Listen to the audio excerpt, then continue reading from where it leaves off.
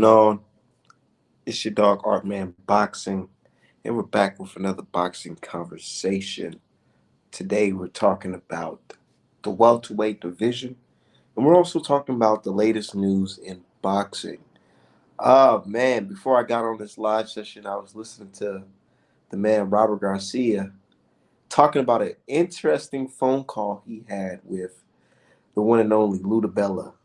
Ludabella mistakenly called Robert Garcia thinking he was um, another Robert that works with Ryan Garcia.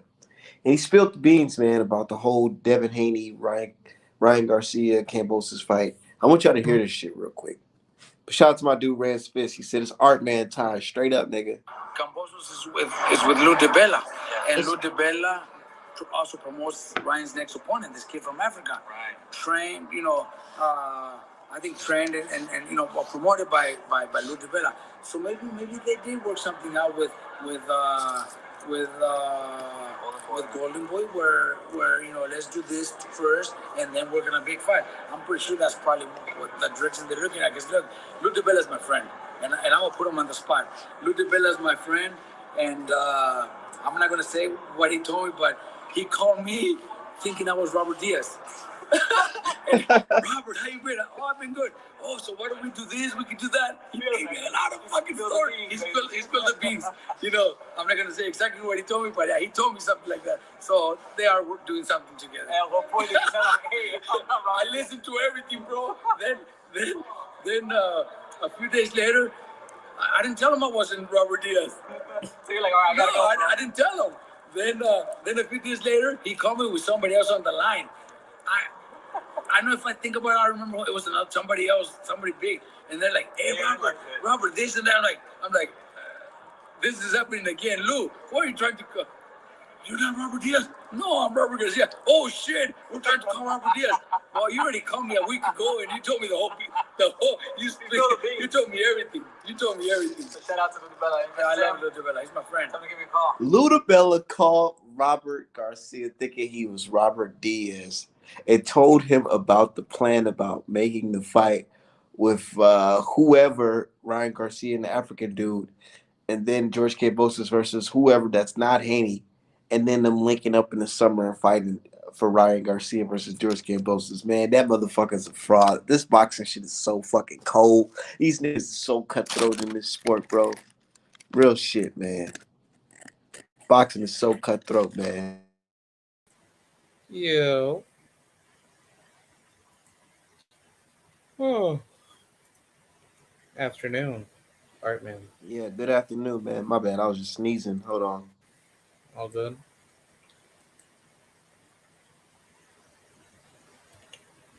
Oh, shit.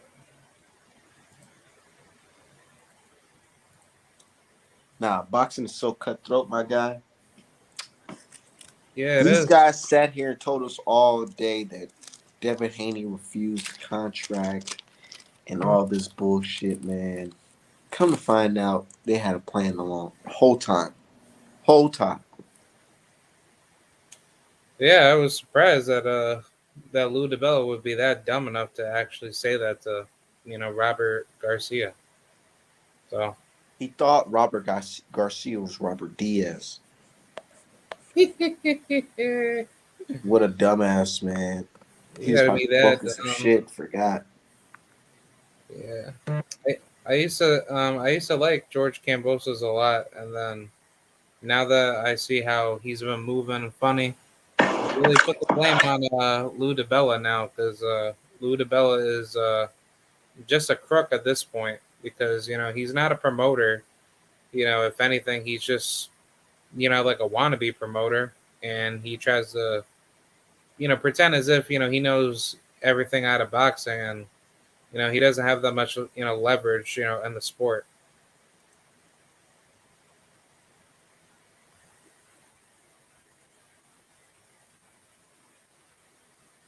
Lou is one of those guys who will be called a middleman.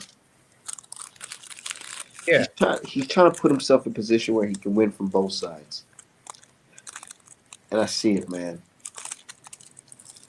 I see it. But shout out to everybody in the chat. My guy says Bomb Squad, Payday. You want Payday? As usual, he says this is Canelo's world, and I'm just in it. And also hit the like button when you come into the house of Art Man, the numero uno Canelo fan. I am a distant second. Okay, got it. And of course, my dude Rand's Fist. It's Art Man's time. Yeah, man. So, Mr. Crod, Yes, I'm sir. waiting for your apology, man. Oh yeah. You gotta Sorry. apologize to one time, dude. I'm sorry. I'm sorry, Mr. Keith Runtime Thurman. Oh, that's how you feel. Yeah, because like, dude, honestly, like Keith Thurman shouldn't have done this. He should have been undisputed by like 2018 if you really think about it. Because like, I understand Keith Thurman. He had his little issues here and there, but you know, like if all that layoff, uh, issues were not in the way, I think Keith Thurman and Errol Spence would have been seeing each other for undisputed already. And then this whole situation between Errol Spence being number one and welterweight division, and him, not getting the fight with Terrence Crawford. Yeah, But you can't get upset with Mr. Keith Thurman because his body. It's his body, man. Obviously, the man couldn't compete anymore at that time, so he decided to take some time off. But it's hard to do something like that when you're in a sport called boxing. yeah, because it's not like the NBA where you can get injured and then you can easily come back within 6 months. Yeah, it's not one of those type of sports, dude. But Yeah, and he it's should have sad. just. I feel like he would have been better if he would have said it instead of doing the most, trying to avoid it. Yeah, most definitely, most definitely. Um, the biggest issue that I have with Keith Thurman is that Keith Thurman did not take the opportunity in getting Errol Spence out the way, and him holding off the Errol Spence fight hindered his career because now, It made you him know, look bad. Everybody's been hate. It's like that's literally how Errol Spence became the man because everybody realized that damn Keith Thurman's ducking this guy, so let's all fuck with this guy Errol because he's active and he's looking good, looking great. Keith Thurman, he's not. He's sounding crazy, so yeah, and they the just reason, moved on from Keith Thurman to that. Oh yeah, shit! See, D Hive, you gotta come. We gotta cook on this. D Hive said, but I thought the reason Haney couldn't get the Cambosos fight because his promoter, how much money he makes, blah blah blah. Oh man, oh man, oh man, oh man. D Hive better come up in here. Because D Hive, we had an interesting guy on here that was debating me and D Hive about it, and he was saying that D Hive it was Devin Haney's fault. The reason why the reason why the George Kambosos fight wasn't happening. I'd be like, no, dude, can't you see them fucking playing? They're trying to play Devin Haney right in front of our faces, dude. Shit's literally right in front of our face. That's funny. Yeah, Literally, like, man. honestly, like if you really think about it, Devin Haney's in the same situation as Errol Spence is in, because Errol Spence wants undisputed. Everyone's shitting on Errol Spence for getting undisputed or trying to get undisputed. But the minute that Errol Spence says, "Look, I'm gonna get my belts on this side of the street, and then when I'm done, I'm gonna go after Bud or whoever has the last belt," people always try to find a way to twist whatever Errol Spence says and tries to make it seem like Errol Spence is, making up all these excuses for not making, the fights with, everybody that he says he's going to go after. And, compare that to Devin Haney, they're just basically blackballing them at the end of the day. Of course, dude, because They know it, man. They're trying to prolong it, but they know because these guys like Ludabella and whoever, they've been watching boxing for a very long time. They know how it goes. This guy gets the belt, and know what happens when he gets the belt? Put him in there with the black champion. And what happens with the black champion fights him? The black champion easily kicks his ass and show the world that hey, the black champion's been the man the whole time. He just needed this fucking bullshit ass belt to show you guys that he's been the man the whole time. Yeah, well, I mean, I could even make a good example out of that. I don't know if you watch those ESPN 30 for 30 boxing clips, but they had this like one particular boxing. I think they were talking about the that one black fighter. He was out of Black Patterson, New Jersey. I forgot his name, but they called him the Hurricane back in the day, and they were Yeah, talking. the one that got locked up. Yeah, he got locked up for They like set him a up. yeah. He got locked up for like a crime that he didn't do for being accused of murdering a police officer.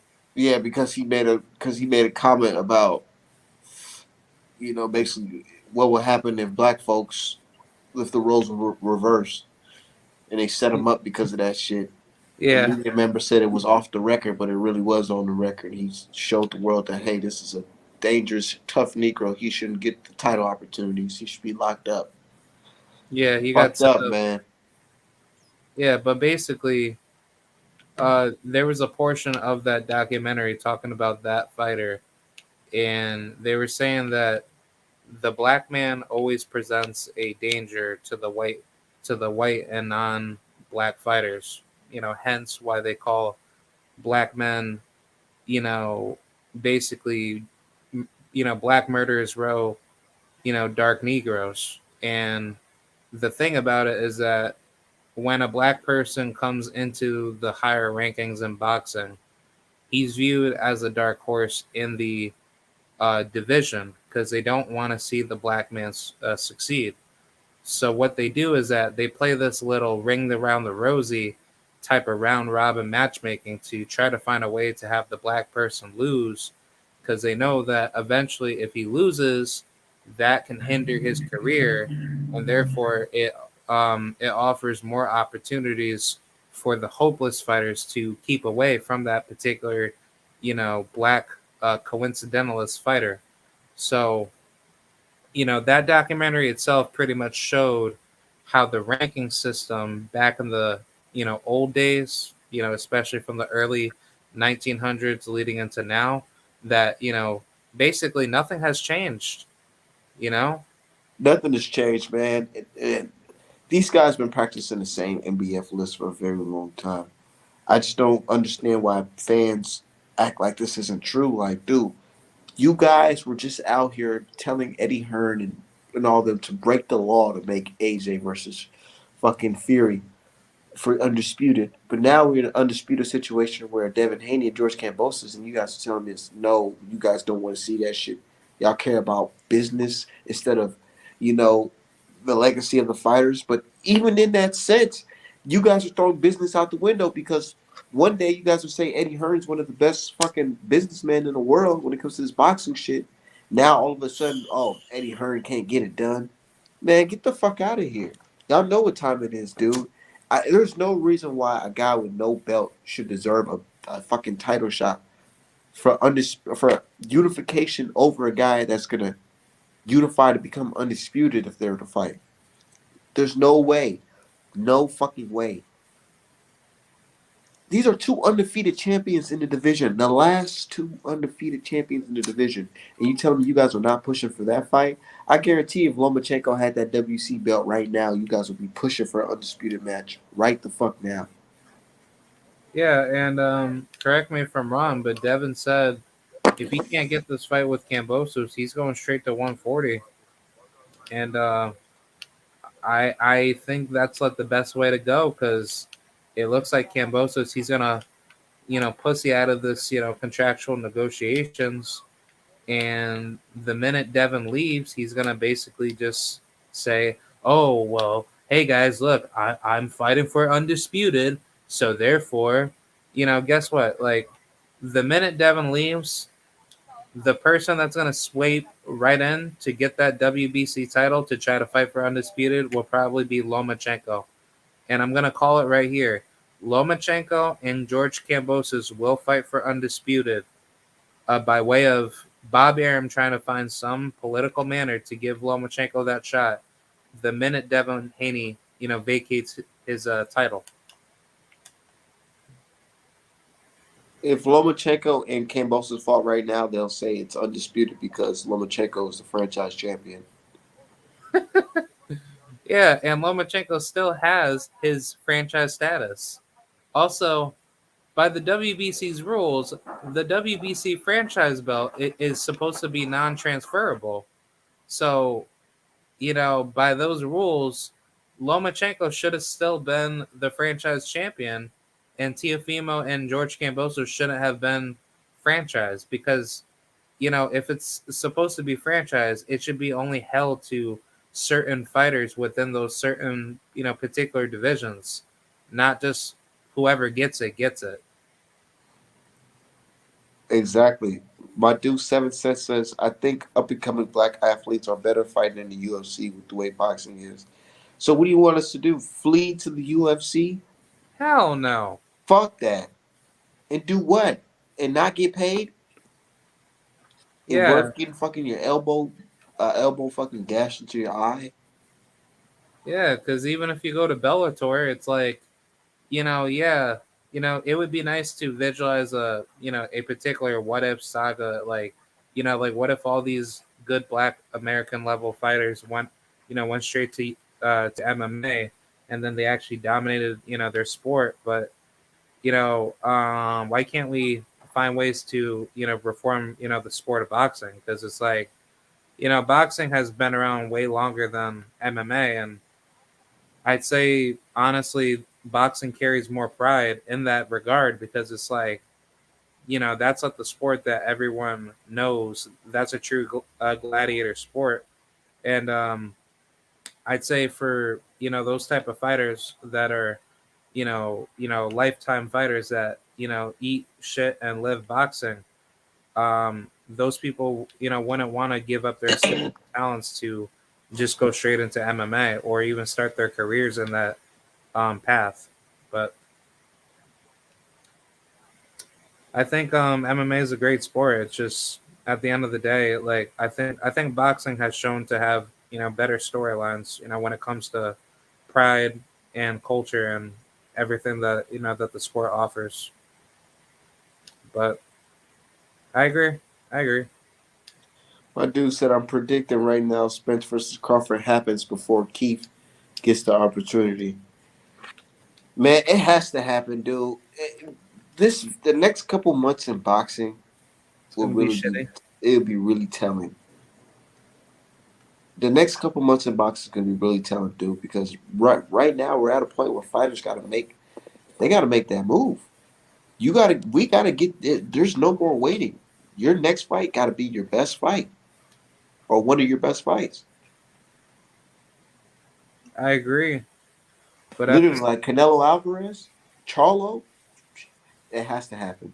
that needs to happen. I mean, that should have been happened at 160, but or no, at 154. But I just think like in regards to the Spence and Crawford situation, if Bud doesn't fight EJ by, let's just say, September or October, then that's not a good look. Um, I think that's duck language, and I think Terrence Crawford, he's making himself look like a fool if he's not going to go after Errol Spence because knowing that Keith Thurman just had his fight, if I'm Terrence Crawford, um, maybe go after a Keith Thurman and then go straight into Errol Spence by the fall. I don't know if that's a good fight schedule plan.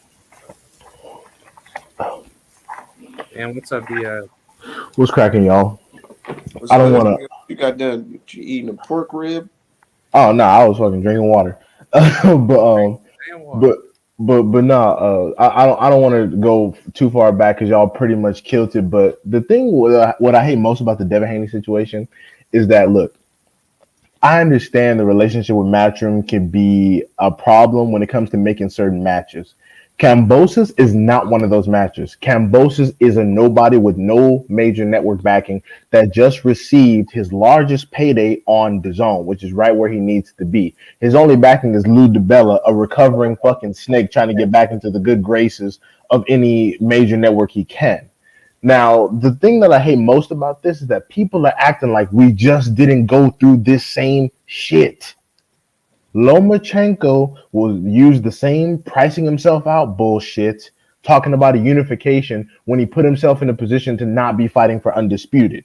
He got the franchise shit, surrendered his original belt, fought Tiafimo in the unification for less money, and he lost. Right after that, Tiafimo used the same fucking excuse. Devin Haney's pricing himself out.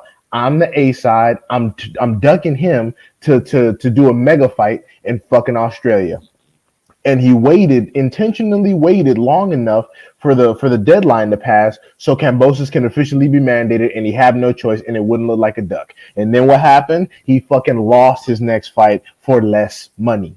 It's the same shit that keep happening and people keep acting brand new. And it's getting on my fucking nerves. Just say you don't want Devin Haney to be undisputed and move the fuck on. Because that's effectively all that's happening. I don't know why they just don't want to admit it. Yep. Yeah, it's that simple. Just say I don't want Devin Haney being undisputed, and then move on. That's all you got to say. But it's the same shit. We just got finished doing this. We just got finished doing this with Tiafimo. And again, like what Cross said, he's going to fight Lomachenko most likely, and it's not even going to be in fucking Australia. Like I said, Bob Arum going to do what he did last time. He's going to be like, okay, since Lomachenko signed to me, I'm going to let this shit go to purse bid. I'm going to get my cut regardless. If I decide to pick up the fight via purse bid, because I'm going to put in the lowest bid, sure. If somebody else get it, I don't give a fuck. Lomachenko belongs to me. I'm going to get my cut regardless. So you do whatever the fuck you think you want to do. And that's how that's going to go.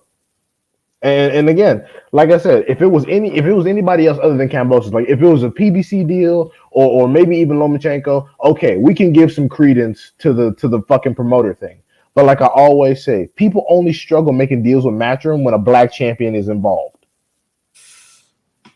Tell me about it. That's not an accident. That is not an accident. I mean, let's just say if Devin was not black and he was white, just like Camboso. That fight would have been announced yesterday. Yeah. It's just like the video that Art Man just dropped where fucking Robert Garcia spilling the beans. He already said that Lou DiBella was in the back making side deals trying to give Ryan Garcia the fucking fight. like bro, like what more do y'all need? It's clearly not about anything. It's just we don't want Devin Haney.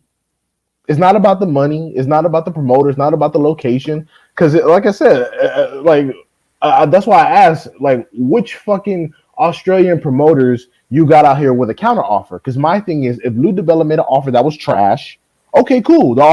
Like, whatever. If the offer wasn't good, have an Australian promoter or a major network make a counter offer.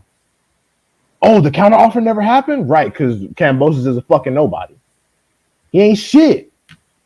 He's a placeholder. Yep. But on top of that, even if Cambosos were to not go the direction of fighting Devin, he's probably not going to hold those belts for that much longer anyway. Because hell no. Yeah. So I mean, like, you know, I would hope whoever's going to take his belts, they're going to try to push for undisputed. But I don't even think that's going to happen anyway. Because they fucking. Like... Oh, go ahead. I'm sorry. Yeah. But the final point that I was just gonna say, the lightweight division is probably just gonna end up like the middleweight division, where nobody's not gonna want to fight each other and just play keep away.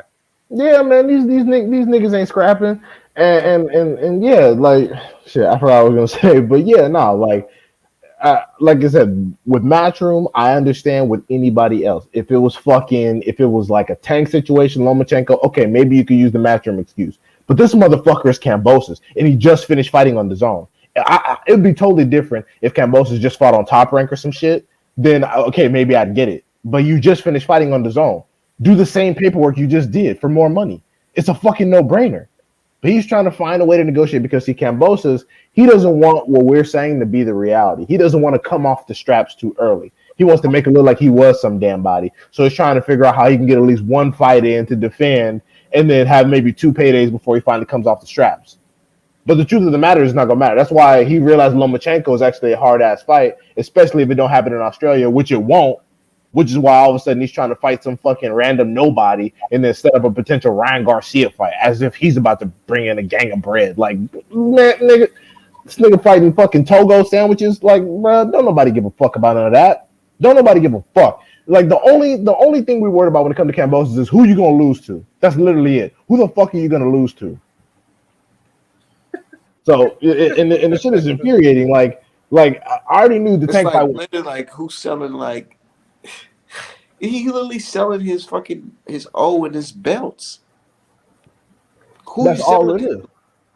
That's all it is. And the thing is, I already knew the tank fight wasn't gonna happen because number one, they not sending Tank to Australia. Number two, they have no interest in Cambosos. Cambosos is a nobody. Tank will get in there, smoke him, and vacate all the belts because he wouldn't fight Devin Haney either. Like I'm sorry to hurt the feelings of everybody who like loves Tank and shit, but the truth of the matter is, Tank could go in and smoke Cambosos fucking this weekend, and Tank wouldn't be fighting Devin either, and he would use the same stupid fucking excuses that Tiafimo did. So fuck that. All right, like Tank, like it is what it is. Tank could have been took Devin Haney strap at 135, and he hasn't. And don't let promoters and all that bullshit tell you otherwise. You fuck around and lose. And God, I seen Yeah.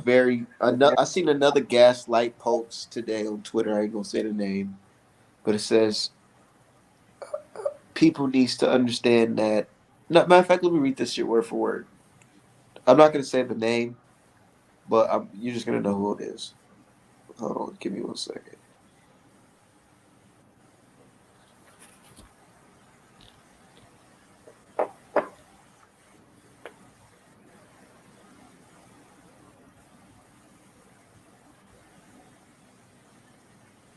Oh, looked like he probably deleted Oh that shit. shit. Lomachenko.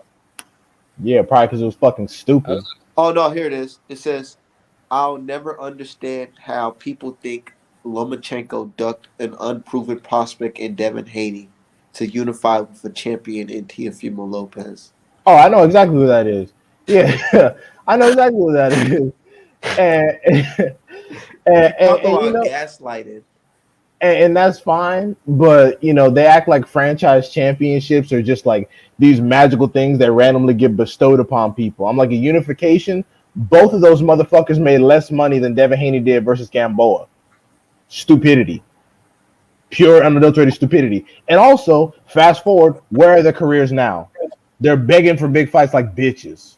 These guys, they treat boxing. They talk the way they talk boxing is like yo, how American I got history some crazy news to is share with taught in y'all. school. Oh Hold shit! on one Breaking second. news. Oh my bad. Go ahead. Hold on. The way they Yeah. talk about No, boxing, it's the same way they talk about American history, dude. They just skip over a lot of facts. How the hell are you gonna bring all this up and then not even mention the fucking franchise championship, dog? Yeah, and the People amount of just money act they like made. that shit don't even exist. Like we're just bullshitting.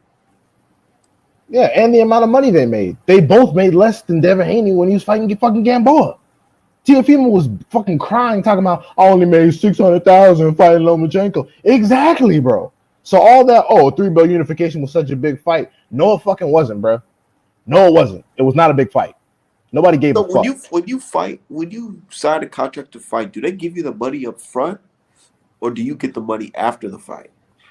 Well, I mean, conditionally, but I believe it happens after the fight because you know how sometimes they have penalties for missing weight and penalties for potentially any sort of fraudulent action. So I believe that everything is after the fight because remember, because like what happens if you get in there and then you don't perform or you walk out or you throw the fight? They got to be able to tax you.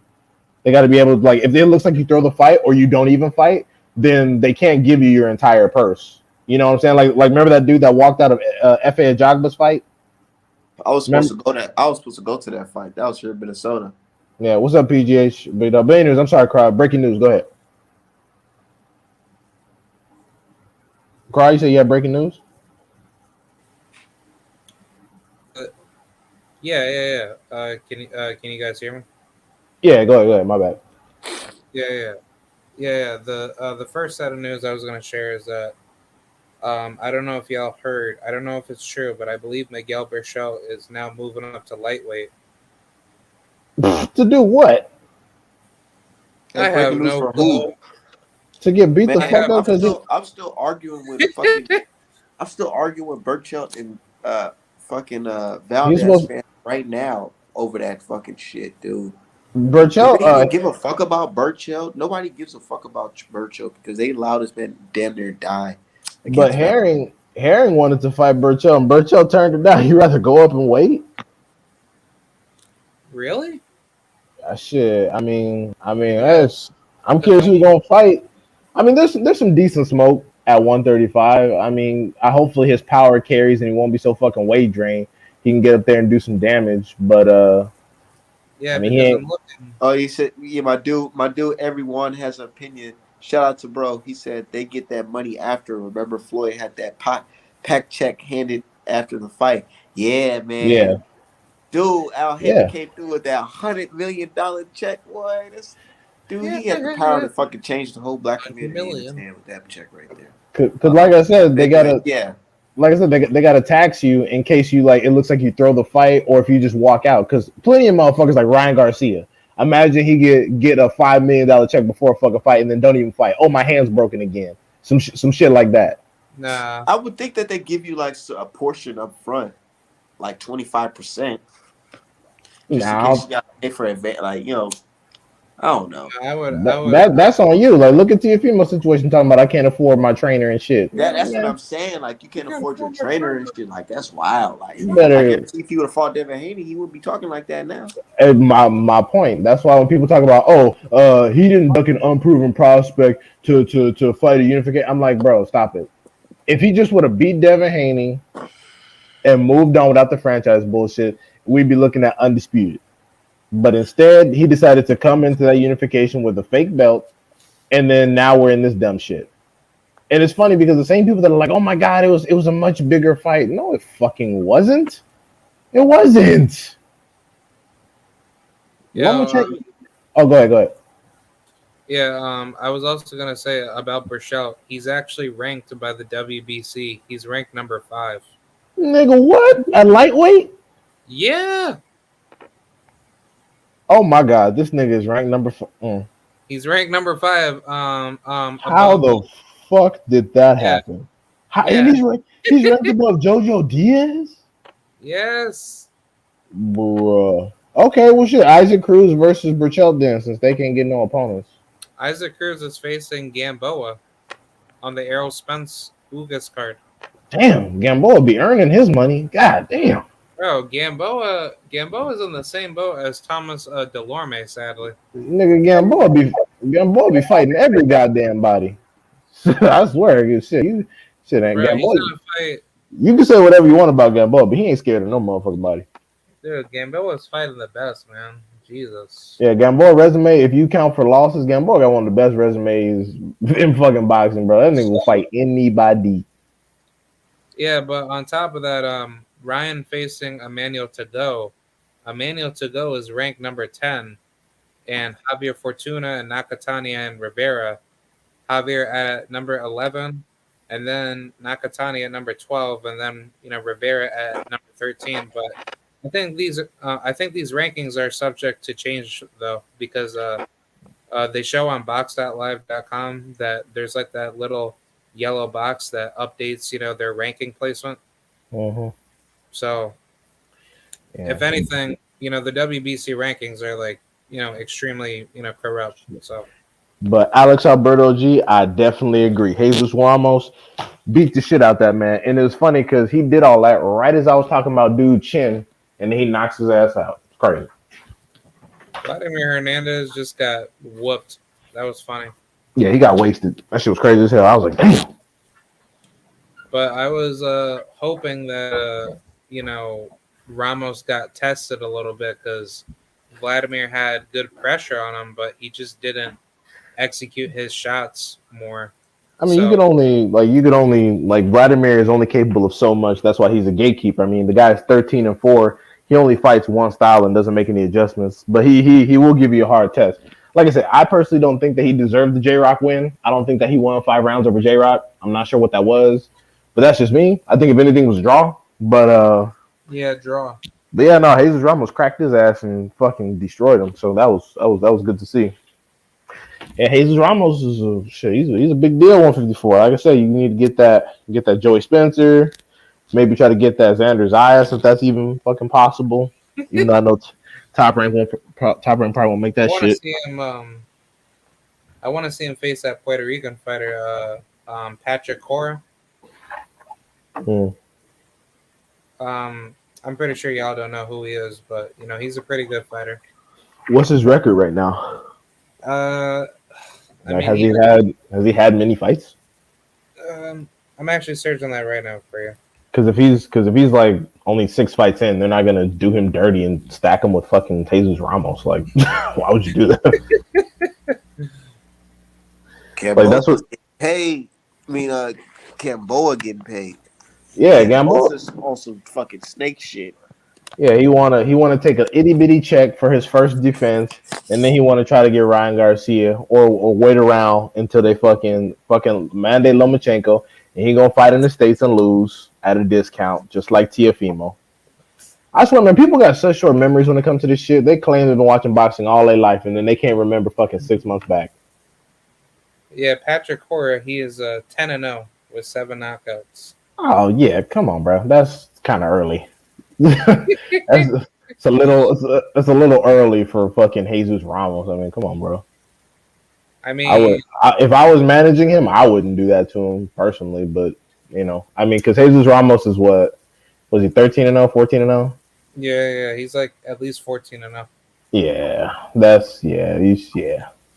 Actually, I like to see him in there with man, who's that one other? I know he's 18-0. Oh yeah, 18. Jesus Ramos 18-0. Yeah, nah, that's a little early. Man, what? Let's talk about last night. What y'all feel about last night, man? I thought it was entertaining. I mean, even the prelims were good. Yeah, the preliminaries were good. I was actually surprised that Kent Cruz and that Enrico Gogo Kika fight was a draw, but yeah, that was bullshit. Gogo Kika whooped his ass. You see how Thurman was basically in a lose-lose situation? I thought it was a balanced fight. You see how Thurman's in a lose-lose situation because he wins the fight and people are like, oh, well, he still ain't shit and he can't beat nobody in the top 5. He ain't shit. Fuck him.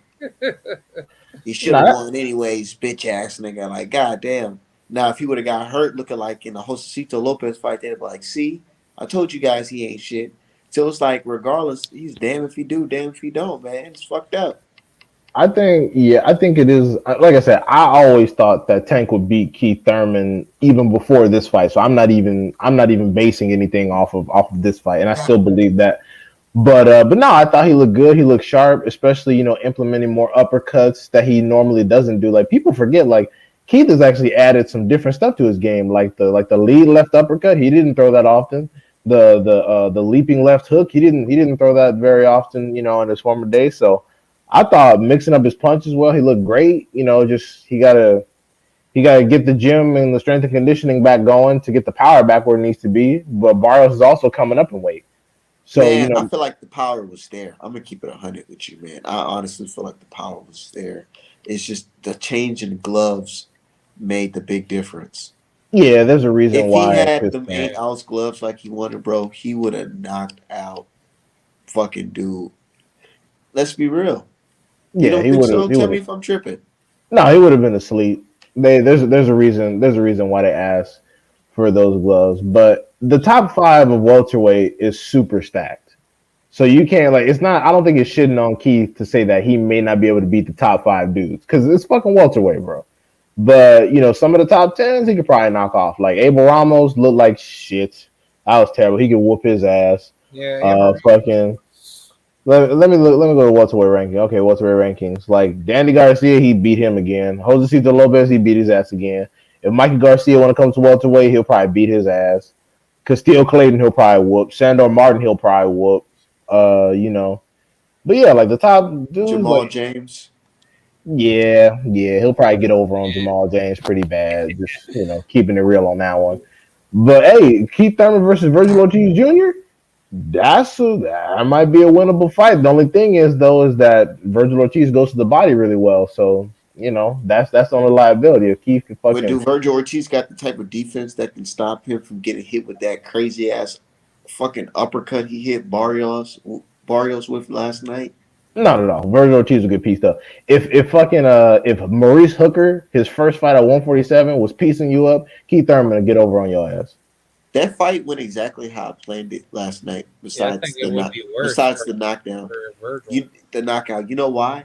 Because I said it, dude. I'm like, dude, I knew that Barrios was gonna make some rookie mistakes in there, where Keith Thurman veteran skills was gonna pick up on, and I feel like he can do that with Virgil Ortiz as well. Virgil Ortiz is gonna fuck up his slip, come in, and Keith Thurman even said it. He said, "Yeah, the guy walked up on me kind of squared, and I took advantage of that shit." Yeah, yeah, Like he could take advantage of Virgil Ortiz too. yeah. I think in that situation, Virgil Ortiz, his defense. I mean, I think that I probably edge it to him because of how he goes to the body.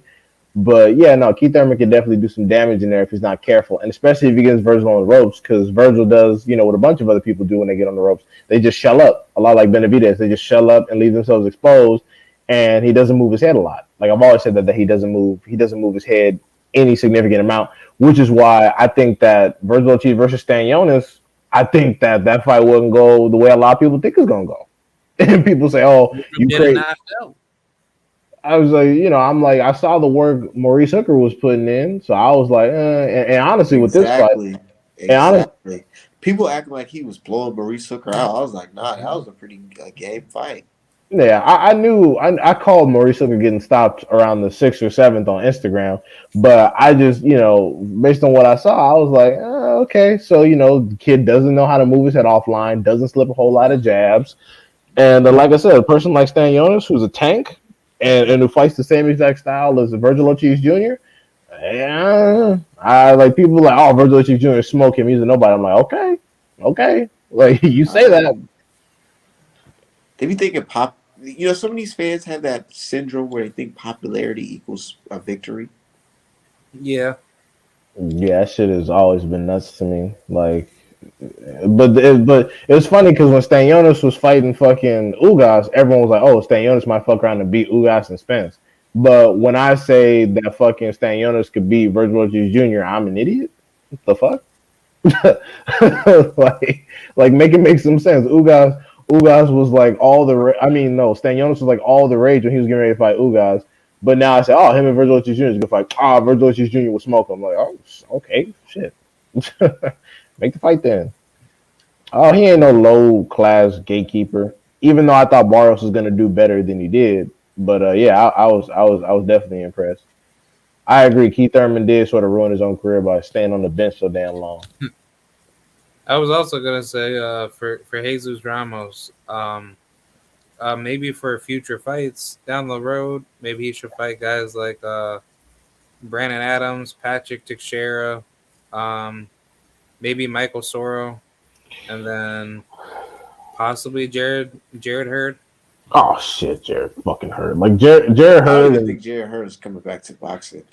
Yeah, Jared Hurd and Michael Soro, fuck those fights. Let's get him in there. Jared Hurd's boxing again after that shit? He need to fight somebody that can't punch. It's a good fight. Yeah, Adams is a good fight, definitely, because Adams is, you don't know who's gonna win. that's why I like watching. Keith is a low class gatekeeper. Hell no, stop playing. Put some respect on one time, name. Keith He got one loss. Talking about gatekeeper. But nah, I want to see Jesus Ramos versus Charles Conwell. Yeah, I'd like to see that. Yeah, 16-0, 18-0. They were right around the same spot. Charles Conwell. But see, like, I think with that style matchup, Jesus Ramos has the edge over him in jabbing him. But if Charles gets on the inside and breaks him to the body, that's going to be a bloody exchange. And I think Jesus can get stopped. I think. Yeah, Jesus definitely has the boxing advantage because Conwell doesn't jab enough. But you're absolutely right. The whole effects of that dude Troller, of course. He said the whole welterweight is super competitive. Crawford, Spence are at the top, but Boots, Virgil, Ortiz, Thurman, Ugas are log dogs. Yeah, man, we just need to go ahead and put him in the tournament. Get that shit over with. What's Yeah. Thurman up, needs to man? fight Boots I ASAP. miss man. What's There up? should I be like a miss that Super days, Six. man. I miss them days when Showtime had all them niggas linking up, wearing their best suits out their closet, and they announced the fights. Remember that? They had Yeah, everybody lined Yeah, up, I and they remember announced that. all their fights. yeah. All the welterweights have been fighting except Bud. He been crying about my promoter and shit. Did Bob that Racist. Crawford Bud fight felt like Oh something that was bullshit. past due? Yeah, and if they keep bullshitting, it's gonna be a lot like fucking Brook and Khan. Yeah, Shit. Nigga, Keith ain't no gatekeeper. Chill. This crazy. Talk about Keith, man.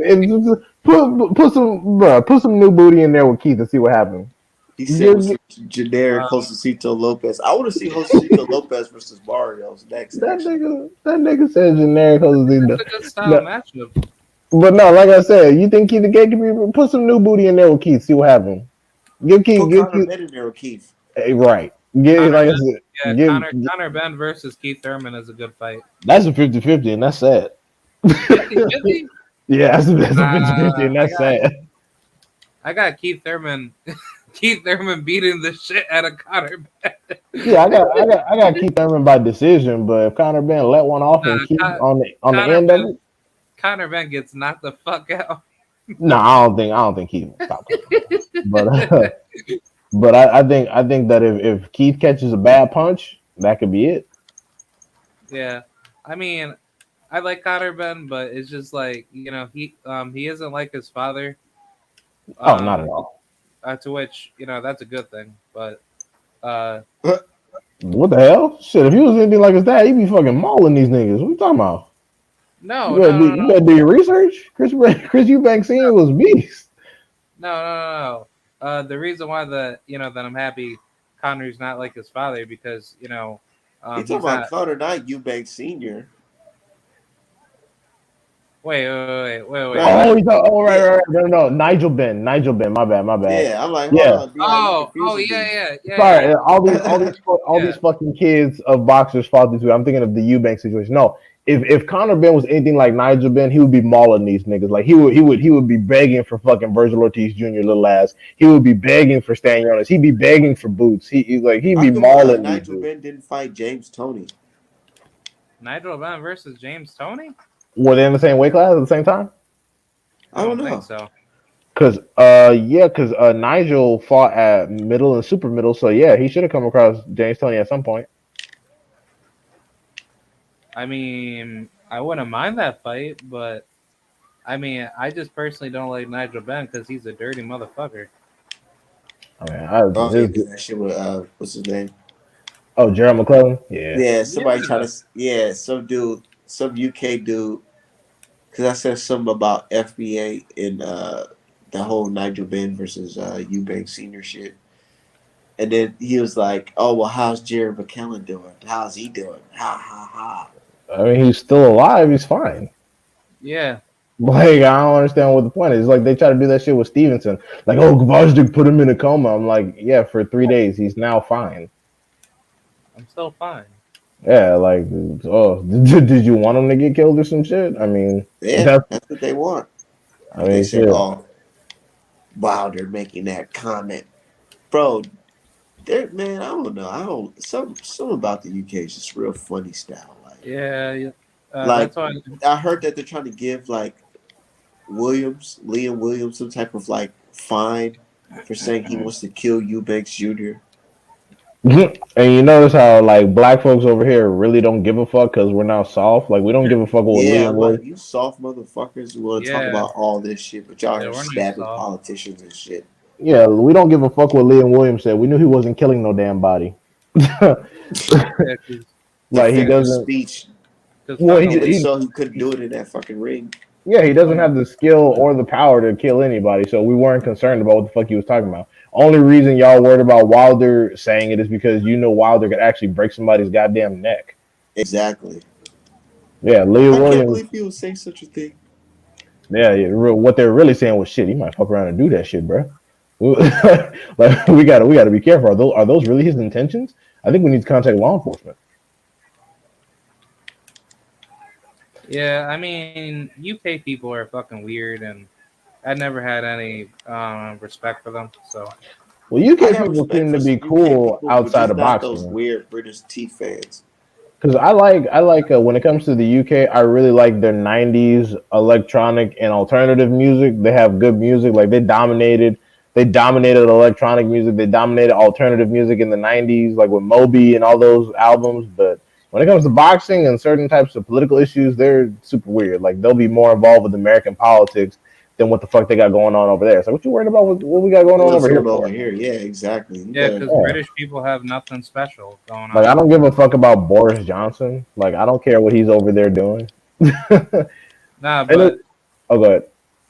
I was just gonna say, in regards to the British music, like most of their music is basically copycatted from like American music. Just to, just to put that out there. Well, that's every country. Right. That's every country on earth. Oh, really? Oh, Yeah, most of that shit's a carbon copy, bro. yeah. I mean, I just never really been like a fan of that type of culture, and they're just really weird. You know what I'm saying? Like just based Like off Diet of yeah, America. Not even Diet America. I mean, every time one of them gets money, they leave. They come over here. Like just this week, some dude who's like a boxing analyst over in the UK, he moved his entire family to Vegas. Not only because the biggest fights happen in Vegas, but because who the fuck wants to live in the UK for real? I heard the food's not that great because the sources of meat are not that great, and just the culture is, unless you're in the elite, what the fuck is the culture? yeah, it's Like, boring. yeah, like what are you doing? What are you enjoying? Like, come on, bro. Like, and not to mention, like, That's why you see the food they be having over there. Like, come on, dog. Who the fuck that's wants to be eating why that shit? These dudes got to make. I feel like they neighborhood be good neighborhoods until dudes listen to want to be American rap music, and then create the environment where niggas is out there thugging, but they don't have to. You know yeah. what I Well, mean? You know what I mean, D Hive? I'd Like Yeah. they say ain't really struggling or nothing like that. So they just start doing some bullshit, create a fake beef. Then next thing you know, I they say get some real life bodies on it. Do you know what the fuck? You know what some shit I just discovered? There was an old ass movie with Elijah Wood, the motherfucker who played Frodo Baggins in Lord of the Rings. It's called Green Street in the UK, but in America it's called Green Street Hooligans. I always saw it at Blockbuster, but I never picked it up. You know what this shit is about? This But shit is literally about British. It's called hooliganism culture, and these niggas will literally make gangs about rival soccer teams, like gangs of fans of rival soccer teams. Like they're not affiliated with the teams, they're not making money with the teams, they're not doing nothing. They're just groups of fans that are like gangs that go around fighting each other, starting beef. Like imagine if Raider fans and like fucking Packers fans started a gang and then like made it their yeah. mission to fight with each other on like some Crips and Bloods type shit. That's what football hooliganism is in the UK. Like that's how seriously yeah, they I take. see. I see. That's why they fucking throw. I seen a video of them grabbing some black dude, and they was literally swinging that nigga into the fucking pond because they were so upset after that game. And I'm Is like, wow, it's what the the fuck? goofy it's the goofiest shit. It is the goofiest shit. But that's them. But and as far as in the comment section, as far as Crawford and Spence, again that fight will not happen in 2022. I do not think it will. I don't. I have no I faith. think we're more likely to get an Errol Spence versus Thurman before that. I Thurman's in a kind of tough situation. It's like, where do you go from here? I You mean, want we to all stay know. active, but you want to get a good check. You don't want to injure yourself before you get a good check. Yeah, Spence is busy. Crawford has not yet gone to the PBC in an attempt to make shit happen. And Keith is over here talking about send me a contract this, send me a contract that. Crawford promotionally homeless. Spence is busy, don't give a fuck about you. Tank is not gonna fight you because he's gonna be wrapped up with legal issues in Rolly. Jerron Ennis, after Jerron Ennis get finished with Castillo Clayton, we should be good to go. But he ain't gonna fight Jerron Ennis with his punk ass. Hell Duran no. Ennis. Duran Ennis is like number 3 in the IBF, I think. What if He's number Jerron two in the Ennis fight WBO. Clayton and Clayton rock his Oh shit? shit. And what? Castillo Clayton like whoop his ass or something? Not knock him out, but like shows the world that damn this guy can actually be hurt. Oh, Boots. I would Yeah, you know be. what I mean? Like what if he hit him and like he knocked him down type shit. A I would. surprise knockdown. I would be shocked, Then but everybody would be like, "Ooh, damn, Boots ain't all that shit like everybody think he is." yeah, That's usually yeah. how it happens, bro. Because everybody be so hyped until they see that fighter look vulnerable for a split second.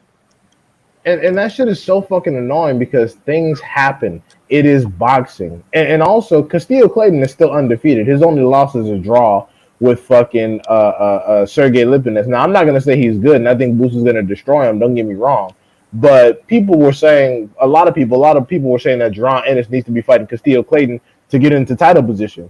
Now that he's doing that, watch those same people turn around and say, "Well, Castillo Clayton wasn't shit anyway, and he should have been focused on something else." Like Yeah, if it's he never. lost to Lipinets, then Duran he Ennis beat doesn't. Lipinets. Well, he got a draw. He got a draw against Lipinets, but people still gonna be like, "Oh, who is Castillo Clayton? Who are these people?" After a bunch of people were telling him he needs to fight him. Duran Ennis doesn't have that much left to prove because it's like after he beats the living crap out of Clayton, then like at this point it's just pretty much like a waiting game just to be called up by either sanction body. You Yeah, know, he just needs to get the fucking fights. Like people.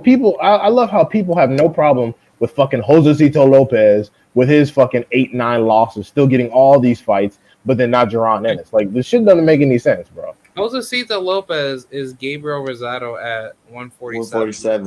And you know Exactly. it. But Just fucking like he fucking making a check. Yeah, just like Gamboa keeps getting fights. Derek Chisora keeps getting fights. Fucking shit. Rosado keeps getting fights. Like all these motherfuckers that lose all the time keep getting fights. But whenever we're talking about people that are undefeated who actually make 50-50 fights, all of a sudden it's the money isn't right. Their promoter sucks. They got to beat these people and move around a certain way to put themselves in title position. Blah blah blah blah blah. I'm like, man, what the fuck is all that, bro? Shit, man. Yeah, everybody talking about how Jake Paul is and shit, da da da da. But then when it's actually time to make some real boxing, what do fans talk about? All fans do is fucking bullshit and justify why a bunch of fights shouldn't happen. I've never in my life have I seen an era of more garbage boxing fans where all people do is find all kinds of mental gymnastics to come up with ways why fights shouldn't be happening. Have y'all And ever seen why boxing fighters fans? are the best fighters. Yeah, like have y'all ever in any era of boxing, have y'all ever seen people work so hard to justify why certain fights shouldn't happen? Never. Like I've like never, bro, as long as I've been watching boxing, I have never heard that who has he beat shit until the whole Canelo Charlo situation came about. exactly. Exactly. And even that situation like a few months back when Duke came on the show and was talking about how Devin Haney didn't respond to Frank Martin, so he seemed shook or whatever. You didn't hear me say don't make the fight. I said, yeah, if Cambosis can't, if since the Cambosis fight ain't gonna happen, make the fight happen. It's gonna be a good fight. It's not gonna be a big fight, but it's gonna be a good fight. Definitely a 50-50, definitely a hard fight. You didn't hear me say, oh, well, don't make it because the money and Frank Martin. I just said Frank Martin is not a big fight because most people don't know him, but I think it should be made because it'll be entertaining. Shit, like I said, I'm never gonna be like, oh, well, don't make that fight because blah, blah, blah, blah, blah, blah. If I say don't make a fight, it's because it's worthless. Like I already know who's gonna win. Like for example, Jerron Ennis versus fucking Josecito Lopez would be a waste of my fucking time. Like what the fuck would that? What would that even be? That's That why would I be didn't want to watch it. I didn't really care about that Delorme fight. With people, they said, "Oh, Boots versus Delorme." I'm like, bro, that shit's about to be fucking easy work. yeah, it's gonna be a wash. Like I mean, yeah, it's just some dude. It's a fucking stay busy. And Avanesian, he clearly don't want to give up I'd his rather see a ass. Boots versus Avanesian fight though. Real shit, because Ebenezer's number 2 in the WBC, I think. Yeah, he is right behind Virgil ass. But I think Avanesian already got an opponent. Well, I know Ennis already got an opponent, and B Avanesian wouldn't take that smoke. That's why he wanted fucking Virgil because he knew Virgil was the more beatable guy. Yeah, but aren't you supposed to fight fighters in your ranking sanction body so that way you can keep your spot? Well, Virgil Ortiz Jr. was mandated by the WBC to fight fucking Avanesian, and he ducked that smoke. His manager said we won't be fighting him ever, and I'm like, yeah, that makes sense. So as opposed to fighting the number 2 in the WBO, which is Jerron Ennis, he sent that contract to fucking Michael McKinson with 2 knockouts. And it's funny because people are like, oh, well, Boots is exclusively with Showtime, so he couldn't have even. No, stop it. He's managed by Stop Cameron. Yeah, it. he's managed by Cameron Duncan. You could have sent Boots the same contract you sent pussy ass Michael McKinson, and if Boots said we can't do it because we're exclusive with Showtime, then you could say we tried. But you didn't even do that. You sent the contract straight to McKinson, who's not even a part of the zone, motherfucker. I mean, I think he just signed a deal this year, but he was with fucking MTK Global. So it's like Yeah, cut the you bullshit know, out. And the WBO didn't even mandate this weak shit. It's just him. It's just him fucking a stay busy fight with a southpaw to get him some more southpaw experience.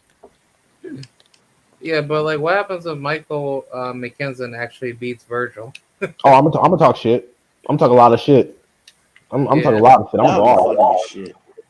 And Bro. that's what they should get, bro. I hope every situation like that should always be like George Kambosos versus a TFE man. Yeah, and it's funny. It'll be super ironic. I'm like Virgil Ortiz Jr., number one in two sanctioning bodies. Everyone's super high on him, and people motherfuckers picking him to stop Crawford. He gets beat by a motherfucker with two knockouts. I'm like, that's what you get. That's what you get for Fuck around, bullshitting. get outboxed. Yeah, and that's exactly what you get. You were fucking around, not fighting the fight you were supposed to, trying to play it safe, and then the shit went left. You know? Hey, you see your boy. You see your boy. What's his face? Josh Taylor with this black eye. Oh yeah. I mean, I don't know the people who picked Josh Taylor to beat Bud, but whatever. Josh I didn't Taylor got a black eye and is coming into his fight against Jack Cat Kakarot. I'm telling Catterall. you, Yeah. I said if Jack Kakarot even, I'm not even saying Jack Kakarot is going to win, but I'm saying if Jack Kakarot has any bit of success in that fight, oh my God, they better not say anything about this guy fighting Bud or Tank. Bro, people act like they didn't watch Prograde beat his ass. I'll fucking say it in front of anybody. Prograde beat Josh Taylor. He beat Josh Taylor the fuck up. I'm Like, watching that fight again tomorrow. bro. Like I said, I scored it 6-5 with one draw round in favor of Prograde. It was a competitive fight, but Prograde clearly got the best of it. It's clear. And I'm like I watching said, that tomorrow. I've been saying I'm going to rewatch it. I literally only watched it one time. even if you go on the Dazzin comments section, these are people who are DAZN subscribers. They're saying, that fucking decision might be some bullshit. Like it's bad when they're fucking saying it. yeah. So I I mean, remember Josh Taylor fought Ramirez, and Program was like, "Damn." He tweeted, "He's like, damn, I can't believe I lost to this whack ass yeah, nigga." like 'cause the thing is that's why Taylor made sure to fight Regis in the UK, but then fight for undisputed in the United States. That's why he made sure to fight. And I know it's for the fucking the World Boxing Super Series or whatever. I understand that, but not all those fights took place in the UK. So I don't want to hear that shit. But that's why he made sure to fight Regis in the UK, and they had no problem coming to the United States with all three belts to fight for undisputed. yeah. But at the same token, it's like the welterweight division's eventually going to heat up, and I think the winners out of the welterweight division is going to be probably Jaron Ennis, uh, probably Josh Taylor, and then I mean after Spence and Bud are gone, possibly Keith Thurman, possibly. Yeah. I mean, shit, if he's fighting some random for a vacant, but Keith Thurman ain't gonna do no damage. Yeah, Like it depends. And then oh shit, I looked at the rankings. Guess who's ranked number 9 by the WBC at welterweight? Who? None other than Alexander Besputin. Oh my God. Yep, the fucking drug cheat that whooped Butayev's ass. I bet he's mad as hell. What Probably is mad that Keith he got. Thurman ranked? Keith Thurman is shit. They have not updated his ass. He is not currently ranked by any of the major sanctioning bodies, as far as I'm looking at. So You know what that means. they're gonna put him wherever he need to be to make a fight happen. I know. That's exactly what it means. Yeah, they're gonna wait and see what fights can be made and then slide him in whatever fucking rank. Oh shit! Guess what? He's with the WBC, so this wouldn't matter. But I'm looking at the two the two spots, the IBF under Spence's belt are empty. So I wonder who the fuck they're gonna get to slide in those places. Man, I ain't gonna lie. I thought we were gonna get an announcement for Spencer Hugis on the card. Yeah, there doesn't seem to be a lot of buzz behind that. I mean, guys haven't been talking about it. Spence just gave us a little announcement, and that was it. But it don't seem like Cause motherfuckers you know how Al and them like to do. They just like to just drop shit. just have it sneak up on you. Yeah, just drop it out of nowhere. Oh, there you go. Here's a fight, Like that motherfuckers. Manny Pacquiao and Errol Spence, like, bro, that was like one of the biggest. Like, I love that news, man. When that shit hit, I was like, wow, Manny That was supposed Pacquiao versus fucking Spence. that was supposed to be Buzz fight. Look at y'all. Look at y'all hating Dude, on I him. made the shirts on the shirt that I made for the design. I had Blame Bob on it. Oh my god, the people was eating that shit up, dude. Oh, I fuck. sold like fucking 12 of those shirts, dude. Look what he doing. He over here taking Buzz credit. I had a nigga on fucking Twitter going having a damn seizure talking about that's supposed to be Buzz. Buzz supposed to have some credit. He ain't supposed to be fighting every damn body. He's like, shit, nigga. I mean, what the fuck you want him to do? Because if he Bro, don't fight, Bud fans was so mad, nigga, that Errol got. They was hating so bad, like, oh yeah, whatever. And then when he got I got this eye injury. Next thing you know, they talking about, so, oh, look at One Eyed Earl. and then they talking about, oh, And he that's how you ducked. know they some hating ass niggas. They want that brother to be injured like that. They talking about, oh, look at him ducking Pacquiao. I'm like, what? Why would he duck his biggest Yeah, payday he over? want that power, Mo Slim. Oh my, That was that nigga too. yeah, fucking throw up in my mouth. Yeah, like who the fuck talks like that in real life? Jesus. Slim. Yeah, but Slim, nah, yeah, they want that smoke, Slim. that shit Make was crazy. yeah. And I'm just thinking, I'm like, where were you when Abner Mares got the same injury and retired like a bitch? I'm like, were you calling him Boy, one-eyed I remember Abner? looking at the Abner Mars versus Tank Showtime poster. I was like, oh shit, Tank about to knock this nigga the fuck out. And you Yeah, know what's so crazy? Let me tell you this, bro. You wanna know how people are so fake? I remember people saying, oh, well, why he ain't fighting Leo Santa Cruz, the fucking winner? Why would he be fighting Abner Mares? Yeah, and then when he get to fight with Abner Mares, I mean, with Leo Santa Cruz, says, oh, he's too small, bro. oh, he's too fucking little, man. He's from fucking 126. I'm like, well, Tank is from 126. Well, fucking have a fucking seizure. And then they want to talk about this nigga ducking Lomachenko. Like, oh, but isn't Lomachenko from 126? I thought that wasn't a good fight. Oh, well, that's different. I was like, yeah, shut your dumb ass And up. it be Leo Santa Cruz, old people be saying that shit, they'll say it on his ass. Bro, like even with Barrios, only black people tried to give Barrios any respect. They were saying Barrios is a bum. He's accomplished nothing. He sucks balls. I'm like, bro, look at what he was in there doing with Thurman. He was putting in some work. Meanwhile, you got guys like Virgil Ortiz fighting fucking McKenzie for 2 fucking knockouts. Absolutely nobody. Some random dude from MTK. They talking about, oh, he undefeated. He good. Like, well, it's funny because when Floyd retired, people talking about an undefeated record means jack shit. But now all of a sudden, when somebody want to fight a bum who hasn't fought anybody who happens to be undefeated, oh look, he good, he good. And also, speaking of fake ass fans, people always talk about Devin Haney's knockout power, right? Okay, bet. Tiafimo might be coming back against Arnold Barboza, who only has 10 knockouts, and motherfuckers are saying he's taking a dangerous fight. What? This motherfucker has less knockouts than Devin Haney. People talking about, oh shit, Tiafimo, he not getting no rest. He going coming right back in the super dangerous fight. I'm like, what the fuck are Tears should you? come back and fight Devin Haney at 140. Thank you. That would be the fucking fight to make. Shit, because if this Cambosa shit fall through, I vacate and get that Tiafimo smoke ASAP. But nah, he don't want to do that. He can fight a bunch of people. Shit, he can put him in there with Jose Zepeda. You can put him in there with a bunch of different people. But you know they're talking about this is a super dangerous fight. Arnold Barboza Jr. motherfucker has fought Man, damn near nobody and can't knock out shit. hold on 1 second. To go back to George Kobosa's bitch ass. He talked all this shit. Let's be real, nigga. His ass almost got slept by Teofimo Lopez. Yeah, And almost Teofimo stopped. had all that damn air in his lungs. Yeah, if Teofimo wasn't an idiot, we wouldn't even be talking about George Kambosos right now.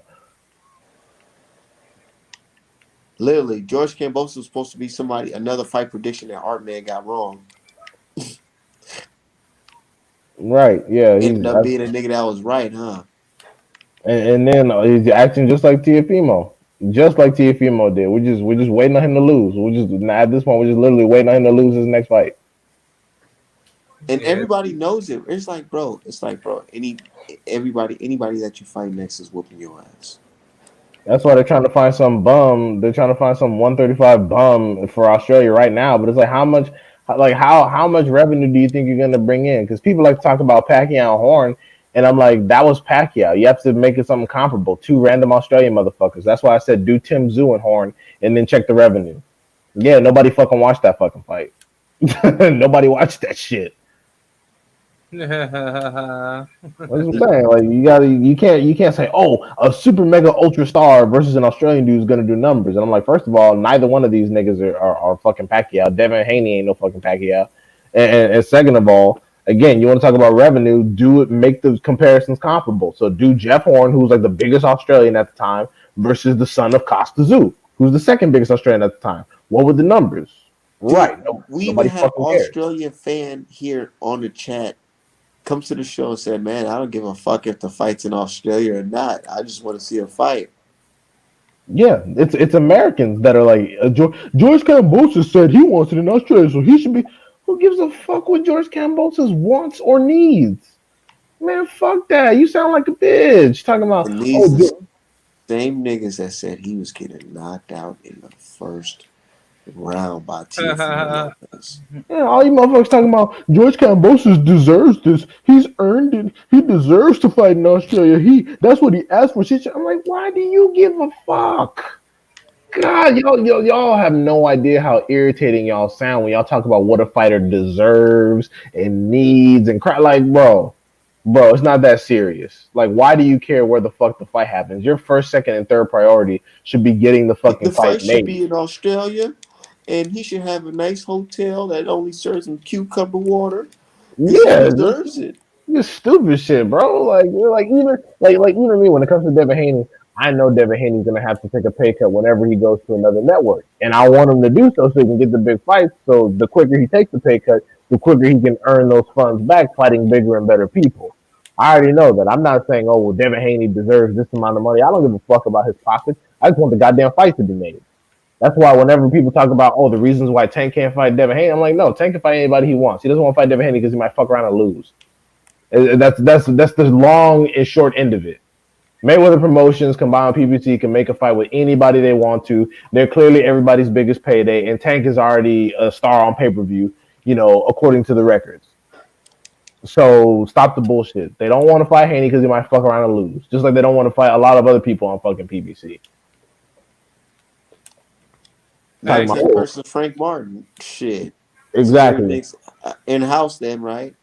right. Yeah, no, they don't Boy, want shit. they don't want that. Frank, Oh, cause see that's not a big fight for Tank. That's not a big fight for Tank. What will be a big fight for Tank is a mega fight with fucking Isaac Cruz again, or some other person we don't fucking know. Like, yeah, right. So the biggest fights for Tank are the ones where he makes the most money, and the biggest fights for Haney are the ones that are the most challenging. Money be damned. Yeah, right. Exactly. Put Fucking Tank in moving. there with some brothers now. I'm tired of seeing Tank in there with some Mexicans. God, give a brother an opportunity.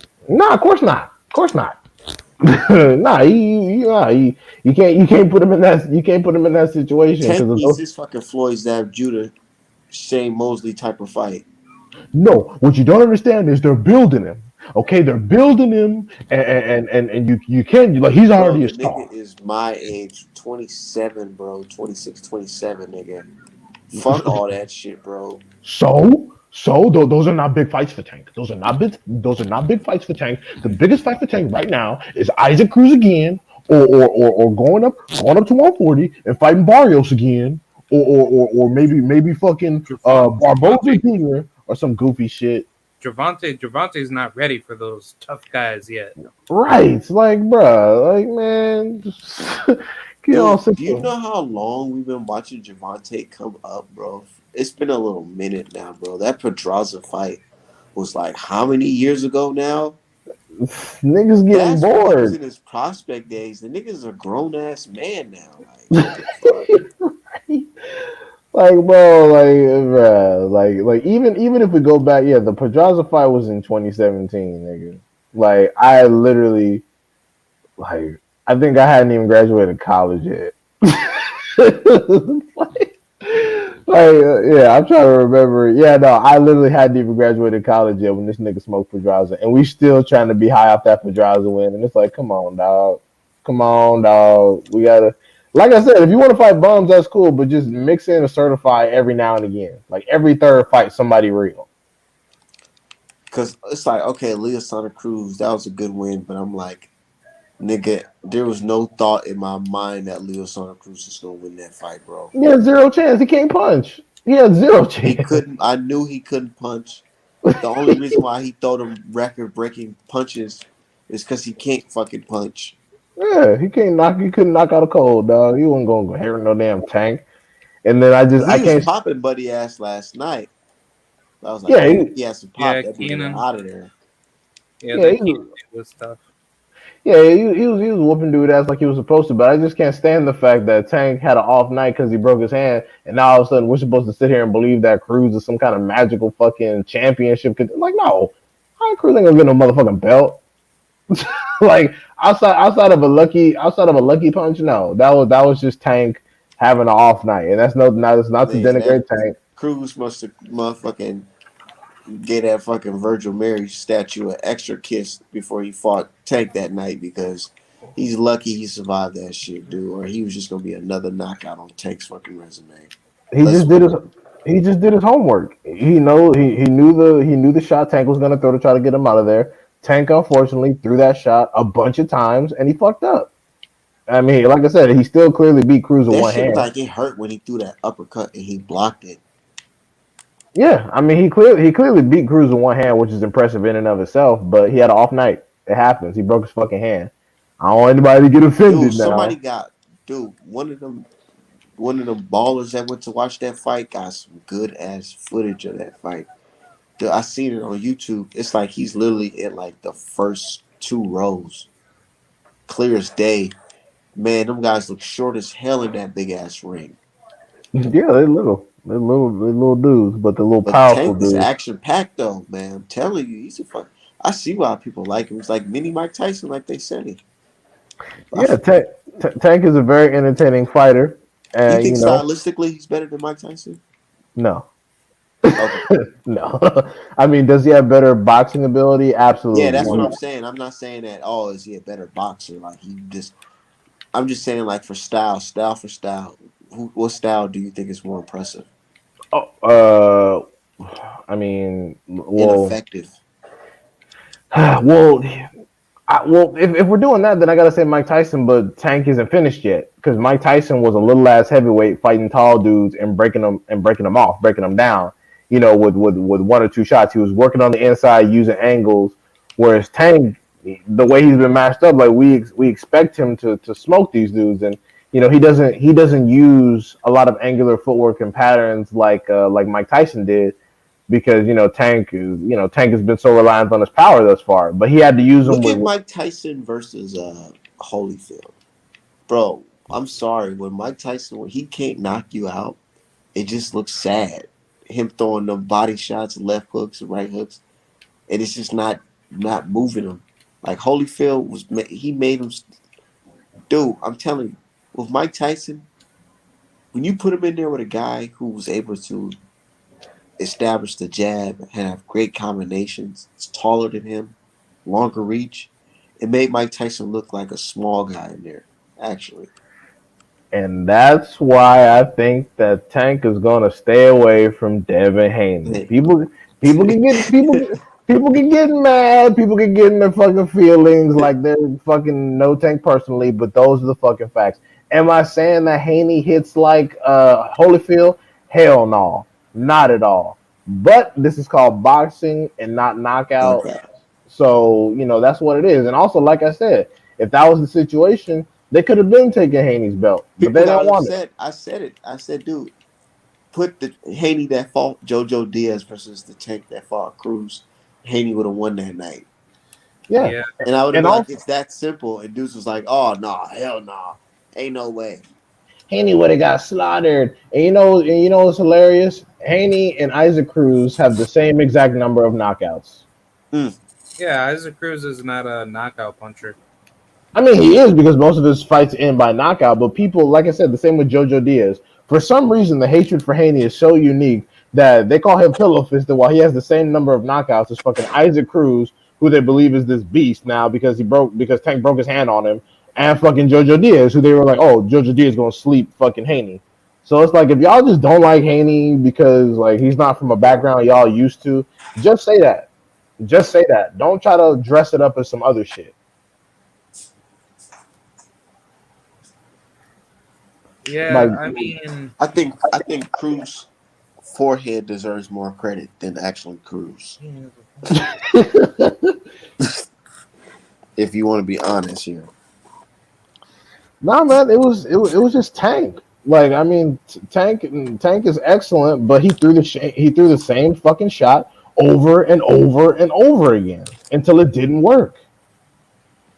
oh, so maybe Tanky's like, he's just feeling too comfortable throwing, old combinations that he thinks is gonna work. Yeah, like if he had shown the punch diversity he's shown with Barrios, Cruz would have been up out of there. Cruz would have been demolished. Like if he like because he threw every punch at Barrios. If he had shown the same level of punch diversity with Cruz like he did with Barrios, Cruz would have got stopped. Especially toward the end of the fight when that right hook was working Cruz ass over. I'm like, bro, where was that in the beginning? Jab and then a right hook off the jab, and then follow up with the uppercut once his guard is open. But he just kept firing off the bolo uppercut like just as opposed to leading up with the jab first. He didn't even try to open Cruz's guard. He just kept firing it off like it was going to work every time. And I'm like, dog, that's not going to work with everybody. And basically, as Cruz has shown, you can survive a fight with Tank if you just keep your fucking right. If you keep your right glove glued to your chin, then you'll go 12. That's what he proved. Now Yeah, that's what everybody gonna do.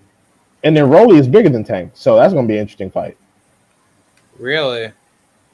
Yeah, I mean, I think Tank gonna stop him, but Rolly's an idiot. Like he fights like an idiot, so then that's gonna frustrate Tank. I'm an idiot. I Yeah, mean, I'll find that very very interesting if like Rolly actually hurts Gervonta and then he fucks around and gets stopped in the process. oh my god, like if that would be insane. It's just funny to me when people keep saying that Devin Haney gets hit a lot when out of his last two fights he's only been outlanded in like 5 rounds out of 24 rounds. But Tank is usually outlanded for half the fight, and then he ends the fight with knockouts. Yeah. So Like Gervonta gets hit way more. yeah, and it's the same. It's the same as like Boots Ennis. People keep saying Boots get hit a lot. I'm like, you've only seen him take like 2 good hits, 2 good punches, and he rolled one of them. So like, what the fuck? Yeah, most of his shots are like pity patty shots until Yeah, you really hurt and him. like me, I'm a fan of fighters that get a lot of disrespect because in this new modern era of boxing, there's a reason why people don't want these fighters to be getting fights. It's because they're afraid they might knock off their favorites. Like so, whenever I see people like Boots, whenever I see people like Devin Haney that people kind of want to stay away from, I'm gonna be fans of those fighters. Just like I am a fan of Ray Vargas. Ray Vargas is heavily disrespected. A lot of people don't want to fuck with him, and it's because he might fuck around and beat some of your favorites. So I like fighters like that. I mean, like the problem, with boxing is just that, like I, said it with Luis Melendez earlier today, is that the matchmaking is so corrupt to the point where even if you do win against that particular politicized favorite, of the promoters and the commission have a certain vision in wanting to have their certain fighter make a far, but once their favorite gets destroyed by some huge underdog fighter, it basically just ends up being like a blackball situation and a catch-22 principle where you're not seeing all these big fights happen, and it's really sad because all of what the best fighters that we know that are good in the particular division that we watch are not being given all the best fights possible, and they're forced to fight fight against lower tier level competition just to stay busy. Right, and the worst part of it is the whole situation is that they keep talking about how they need to make other moves, they need to throw the belts in the trash, da da da da da. The only thing that keeps fighters like Haney, Charlo, Andrade in the mix is the fact that they are fucking champions. People keep saying they can't get fights and they should throw the belts in the trash. They should do something else. I'm like, bro, it's not that fucking easy because the moment they throw the belts away, 90% of the value outside of the payday that comes from fighting them is going to decrease. And it's not even just about the bonus they get from having the belts. Devin Haney is a champion at 135. That's one of the only things that make him valuable, unfortunately, because he's an incredibly high risk fighter which most of the field would lose to, and they know it. But they need to have an incentive to fight him. Right now, that incentive is the belt. If Devin Haney didn't have that belt, do you think Kambosos would be fighting him at all? No, no one would even mention Devin Haney's name. And you want to know why? Oh, look, he doesn't have a belt. Like look at the bullshit they pull with Canelo. At 168, belts are the only thing that matter. At 160, you have to have a resume. Despite like they say, oh well, Callum Smith and Billy Joe and all the Caleb Plant, blah blah blah, are undefeated fucking champions. And then we'll go, okay, well yeah, well so are Andrade and Charlo. Why are they different? Oh, they need to fight some damn body. And it's the same thing with Devin Haney. Devin Haney is a fucking undefeated champion, which is why the WBC is going out of their way to try to minimize or devalue his championship status because they know that's the only thing that's keeping him in this loop. If he vacates the fucking belt, they're gonna screw him even harder. Like once he vacates and goes to 140, I can't wait to hear the excuses about why he can't get fucking fights. Because everyone's like, oh shit, if he goes to 140 where there's more power, everyone will be lining up to fight him. I'm like, okay, cool, good. Right, and when he goes up there, and when he fucking goes up there, and don't nobody want to fight him, I don't want to hear your fucking mouth. I don't want to hear your fucking mouth. I don't want you speaking on behalf of any fucking fighters because that's the goddamn truth. It's not going to get any better. I mean, like I said, I want him to move up too because the kid's only 23 and he needs to go up a weight. He needs to, be where he's more comfortable. He needs to grow into his man strength, all that good shit, whatever. But the situation is not going to be different, and it's going to be even harder to get back into title position once you fucking vacate. People are like, oh, Charlo is scared because he might go up a weight and get beat up by Benavidez. It's like no. When when you vacate a belt, especially if you've already been avoided, that belt as a black fighter is one of the only things that keeps you in the fucking loop. You vacate that, you ain't got no leverage, and people have no incentive to fight you. Why the fuck would you fight Jaron Ennis for no reason? Why would you fight Jamal Charlo, Devin Haney for no reason? So wait a minute. Let's go back to Jaron Ennis' situation. Is he getting paid good, decent money? As far as now, so that I doubt it. Yeah, because I want to say Jaron Ennis doesn't really be making that much money right now until he gets belts, and then he's going to be making, multi-million-dollar, fights. But Dude, you can tell boxing's so fucked up because you can honestly, when let's say Terrence Crawford and Errol Spence leaves the division, if you put Ennis in the same type of predicament as Canelo Alvarez, like literally put him in title shot after title shot, I guarantee Boots Ennis can get all those achievements early. Yeah. And be known as one of the greatest welterweights of all time. But the way boxing is, it's like they don't want to put black fighters in those predicaments, man. Yeah, because they know the black fighter is going to fuck up somebody's favorite. But that's why I'm just so curious of why Jaron Ennis is not getting any of these big time premier level fights because Jaron Ennis said he wants to become a 3-division undisputed world champion. So I mean that's impressive, but at the same token, you have to think about it realistically. Who has up the belts on whatever promotional sides of the street, and I think Boots knows that the only way he gets there is that he needs to have at least a couple belts under his belt, and then when he's able to achieve undisputed, he should wait for the winner of that division's undisputed and then move up. So that way Boots, I think Boots is the type of person I don't think that money is going to be a determining factor into who he actually fights. I think that if he has to take a pay cut, he's the type of guy who's willing to take a pay cut because he doesn't seem like he's very money centric. Like I'm reading an article right now dated from April 27th, 2021, where apparently there was a lawsuit over who had the rights to actually promote Jaron Ennis. And the lawsuit Yeah, was and it just Wow. Oh finished yeah, recently. yeah. I remember that one. right. And what I'm reading from this article right here detailing the court filings was something that was interesting is that it said that court filings revealed that Ennis's last six purses totaled 2.1 million What? and yeah, and 426,600 of it was being held in escrow for whoever was Ennis's rightful promoter.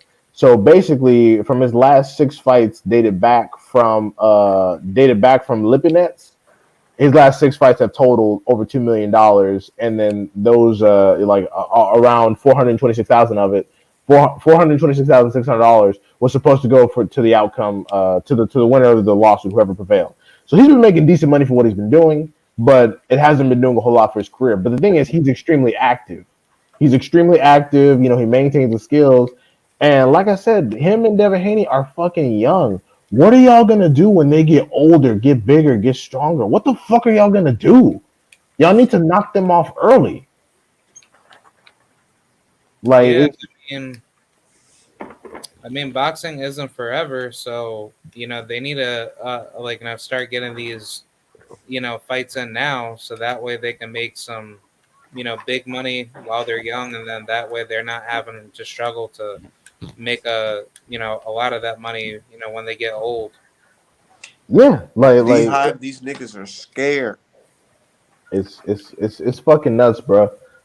Oh yeah, Bam Rodriguez did excellent. I actually picked Bam to beat Quadras. That's why I said on Twitter, I was like, damn, that's a pretty fucked up replacement for Quadras. Like they just going. I mean, I know, I know he came up from two weight classes, but yeah, nah, Bam was excellent. Uh, well, yeah, at 115 there aren't a whole lot of punchers, so yeah, he'll probably be avoided. No cap. At super fly, yeah, he'll definitely be avoided. But I think Sarung Visai, once he gets better from COVID, I think Sarung Visai will take that fight, and I want to see that fight. Um, I don't know if Estrada will fight him because Estrada already on some franchise pussiness. Yeah, Josh Franco bitch ass wouldn't fight him. I know that. So Josh Franco avoided him. no, not yet, but he's going to. Yeah. So Brick Squad, I think the only person that would be down to fight Bam right now is Sarung Bisai once he's done with COVID. But after that, yeah, you're probably right. Ain't nobody gonna really sign up for that ass whooping. I thought Josh Franco fights bantamweight. Nah, because currently he is the Superfly regular WBA champion. Oh, okay. And then the super champion is Is Estrada. Oh wow, Yeah, wow. yeah. But Estrada ain't gonna fight him. He's a champ. He's a franchise championship bitch. So what are the brothers gonna fight each other? Wait, Estrada and fucking Bam are brothers? No, no, No, no, no. not Estrada. But wait, who are brothers? Jesse Rodriguez and Joshua Franco. They're brothers. Wow. Okay. Yeah, yeah, they're brothers. So I Okay. don't know. Well, hey. I mean, Tank got Rolly, and Tank is not at welterweight. So, and you heard what Thurman said. Thurman wants welterweight champions, and Tank ain't even really a lightweight champion. So we gotta wait on that. Okay, I didn't know. Well, that's cool. I wish Franco had some of the courage that Bam had. But talking about he got a headbutt when Yeah, I've Maloney. been hearing things about this guy Bam, so I guess he must be good. Oh, he's excellent. Yeah, Bam is the shit. I like Bam. I Is he made it. fighting at sperm weights though? Is that what you're telling me? Yeah, the Yeah. He's a sperm weight fighter. He came up from like fly, and then now he's at 150. He came up from like 108. Now he's at 115. I think honestly he fights better at bigger weights. I like to see him at like bantamweight or super bantamweight. Nah, I want to see him fight Ioka. I think Ioka will give him some work. Kazuta Ioka. Yeah. Yeah, Kazuta Ioka, he's a big ass puncher. Yeah, I think Ioka will get him some work. So I'm not. after this Keith Thurman fight, What's next in boxing? Not a goddamn thing. We gotta wait till fucking Ugas and Spence get in there. I want to Yeah. see Gotta watch You think we're Thurman. Gamble. gonna get some announcements Monday morning? No. I mean, the only thing we got is fucking who Gamble fighting again? Gamble versus uh Isaac Cruz. right, Isaac Cruz. Isaac Cruz got that fight, but that's the biggest news we got. Oh, Charlo Charlo that Ellis Casano is already been announced. announced. Yeah. Oh yeah. I thought Charlo and Casano was supposed to be this month. Oh yeah, It's, Charlo versus Castano. That's it's in gonna, March. it's gonna be in March in LA, yeah. Oh, okay, yeah, probably like March 12th or 15th. I think it's gonna be like March 19th or some shit. But yeah, that's gonna be that. So we look Oh, forward St. to that. Patrick's Day. Shit. And then yeah, no, as far as welterweight's concerned, that's it. I mean, Ennis gonna fight Castillo Clayton and beat his ass. Where's that at though? Oh, fuck if I know. Yeah, Ennis ain't made no announcement yet. I wonder where Yeah, David. I wonder who David Morrell fighting next. They gotta find somebody to sacrifice to sacrifice to his ass. Lion sacrifice. EJ Yeah. Smith versus David Morrell. Oh my fucking god. Bruh. I don't see that whack shit. Watch Issei Smith get his neck broke. Nah, they're probably gonna make Kieran Davis versus David Morrell. David Morrell. Oh Jesus! I don't see Hey, that shit. Chiron, do you want to get your ass beat by David Morrell? Kyron needs to do some damage at 154. He needs to go back down, or at least 160, and just stay there and Yeah, chill. 160. Like let Kyron fight Mungia. That's a good ass fight. Kieran Yeah, Davis, I he like that chilling. fight. He making shit. He got a little rap career. He chilling. And I think Kyron Davis is like out of Delaware too. He probably Yeah. somewhere close to me. But yeah, nah, shit. I mean, shit. And Midwest said that Ryder gonna beat Jacobs' ass. I hope not, because Jacobs is in play. Jacobs need to be served up to Charlo or Morel. But if you fuck around and lose to Ryder, that's gonna be a bitch. Man, it's I we like to reaching that see. time where all these boxers, bro, their next fight should be one of the best fights. No, Jacobs is comfortable getting the money he getting. He getting that little DAZN bread, so he's like, "Fuck it, I'm gonna just slide in here and fight whoever." I personally think Jacobs is gonna do enough to win, but he might get robbed because they're fighting in the UK, I believe. So you know how that goes. Why he fighting this nigga in the UK? Money. He ain't. I mean, look at how he fought Rosado. He's not concerned about how his career looks. He's not concerned about how he's perceived or his legacy. He don't give a fuck about that. He's just trying to get some bread. And I Over, mean, if over. he beats a John Ryder, then you know He would be that's better. It'd be better than Callum Smith as Callum Smith lost to this nigga. yeah. I know he sure did lose that. I don't care what nobody said. Then he went right to Canelo fight. So when they say Canelo beat that guy and that's a legacy fight, I'm like, dude, shut the fuck up. I literally seen Canelo. I literally seen this guy fucking lose before fighting Canelo. Yeah, the only people that put stock in that undisputed shit is people who don't want good fights to happen. It's just like the people who say, "Oh, I only want Devin Haney versus Tank if it's for undisputed and nothing else." Excuse me?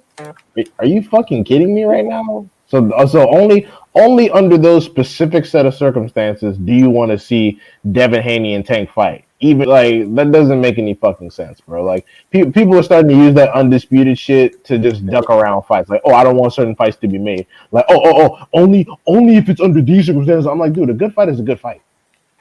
A good fight is a good fight. Good fight is a good fight. Yeah. Like Triple G has never fought for undisputed, but it's been in some good ass fights. Deverenchenko and Charlo was just a meager title defense, and that was a good ass fight. So it's like I can't stand that shit. Only if it's for a certain number of belts do I want the fight to happen. If it's not for that, then it can't be like man, that's pussy shit. Erickson Lubin versus Terrell Gachet was a damn good ass fight. It Exactly. was. Neither one of them niggas have belts. So I can't stand that. I can't stand that. Talk about building fights and I'm like, bro, this soup gonna be cold and the meat gonna be soggy. You marinating some shit. Morel versus Berlanga would be a good fight, but Top Rank ain't ready to sacrifice that nigga's O yet. Especially to Morel, who don't even have that much profile yet. I think David Burrell's gonna probably face. Oh, hmm, um, I don't know. I mean, wild guess could possibly be. Hmm, Kyron Davis. yeah, but I Stop don't. throwing Kyron Davis to the fucking wolves, bro. Yeah, like That's what they I going. don't. I swear, that's what I see happening. Nah, he gonna fight Ados. He gonna fight Ados. Your boss in the league. Your Cause that boss. Whoever that he fight, say y'all talk on Alicia and Shields Twitter beef yet, man. Alicia uh, and Shields. Wait, what happened? be careful, Yeah, Carl. let's wait on that one. Let's just see how Yeah, that goes first. let's not. We Oh, don't want to interrupt. Like, what happened? What happened? Nah, we'll talk about it later. Yeah, we'll talk about off camera. But yeah, it's just Oh, what? I'm Uh, a classify it as some professional banter right now. Yeah, Before if it evolves into some other shit, I'll speak on it. But right now, to me, it just seems like professional banter. so what? Did Alicia say something to her? just It's just go on some Twitter, Twitter man. stuff. Crowd. That's why we tell you to get Twitter, man. No, Nah, but I'll I tell meant, you on Instagram, I'll tell you on Instagram, but okay. don't Twitter sucks. Yeah, don't yeah, get yeah. it. Well, Don't get that's it why. fucking. Yeah, that's why that I deleted my Twitter years ago, and I've been 10 times better than everybody on Nah, there. Twitter's been chill since I unfollowed and muted a couple people. Yeah, Actually, it's improved, but the environment on Twitter, like the level of intelligence, is horrible. Like yeah, every like People there's a got low guy who IQ has on Twitter. damn near 800 likes because he says that Lomachenko didn't duck Devin Haney. If I say something factual to somebody, somebody will call that racist. but the thing is, like, we can all do that if we like. Everyone knows that if you big up Canelo, you big up Tyson Fury, and you shit on anyone black, you'll get a lot of likes. Like that's not hard to do. Yeah, Right? Yeah, Like we all know that's how Twitter works. We all know that's how social media works. If I make a post right now that's saying despite having no belts, Lomachenko is still a better fight than Devin Haney, I'll get a gang of likes. you It would definitely would. yeah, You it definitely wouldn't would. bunch of it would Lomachenko. yeah, it wouldn't take me any real effort. So like it's not like it's not like they've cracked the code. The thing that bothers me is that too many people think that because they follow 1,000 people and have like 850 followers that they have like clout now. That shit gets on my nerves, and it goes to their fucking heads. I'm like, do you realize like you're just a regular person on Twitter with a Yeah, Twitter people account? actually bring that shit up to me. They be like, yeah, and you think you're all that because you got this many followers. I'm like, dude, what? I don't even be checking for that shit. Y'all do. Yeah, like it's funny because I follow like 500 people, but they call me a dick rider because I follow one person. I'm like, so am I riding 512 days? Like, I'm like, y'all make me more popular than I even want to be. I don't have a desire to have a fucking like a name out there on Twitter. I don't want to be a Twitter personality. That shit's whack, and it doesn't make me no money. That's the thing. Like a lot of these dudes do this shit. Y'all are getting no money off of this. None, For none at real, for all. real. Nah, real Yeah, shit. And that's why I be like, why do y'all do that? There's some people that do get money, and there's some people that do get money hating on black fighters. I see that too, man. Like you can get a following, you can get some podcast credentials, you can get a affiliate ads or whatever, like the OnlyFans girls. But yeah, I mean, it is what it is. It's not creative. It's not an objective boxing analysis. You're just making an assumption. Like yeah, that's what. Yeah, that's like it's easy. It's easy work. Like I said, I can make a Coon account right now and have 10,000 followers in 6 months. It's not a difficult task to do. I can make an account dedicated to Tyson Fury. I can make an account dedicated to Canelo. I can make an account dedicated to shitting on black fighters, and it really easily can get. It's really easy to get popular. It's not that hard.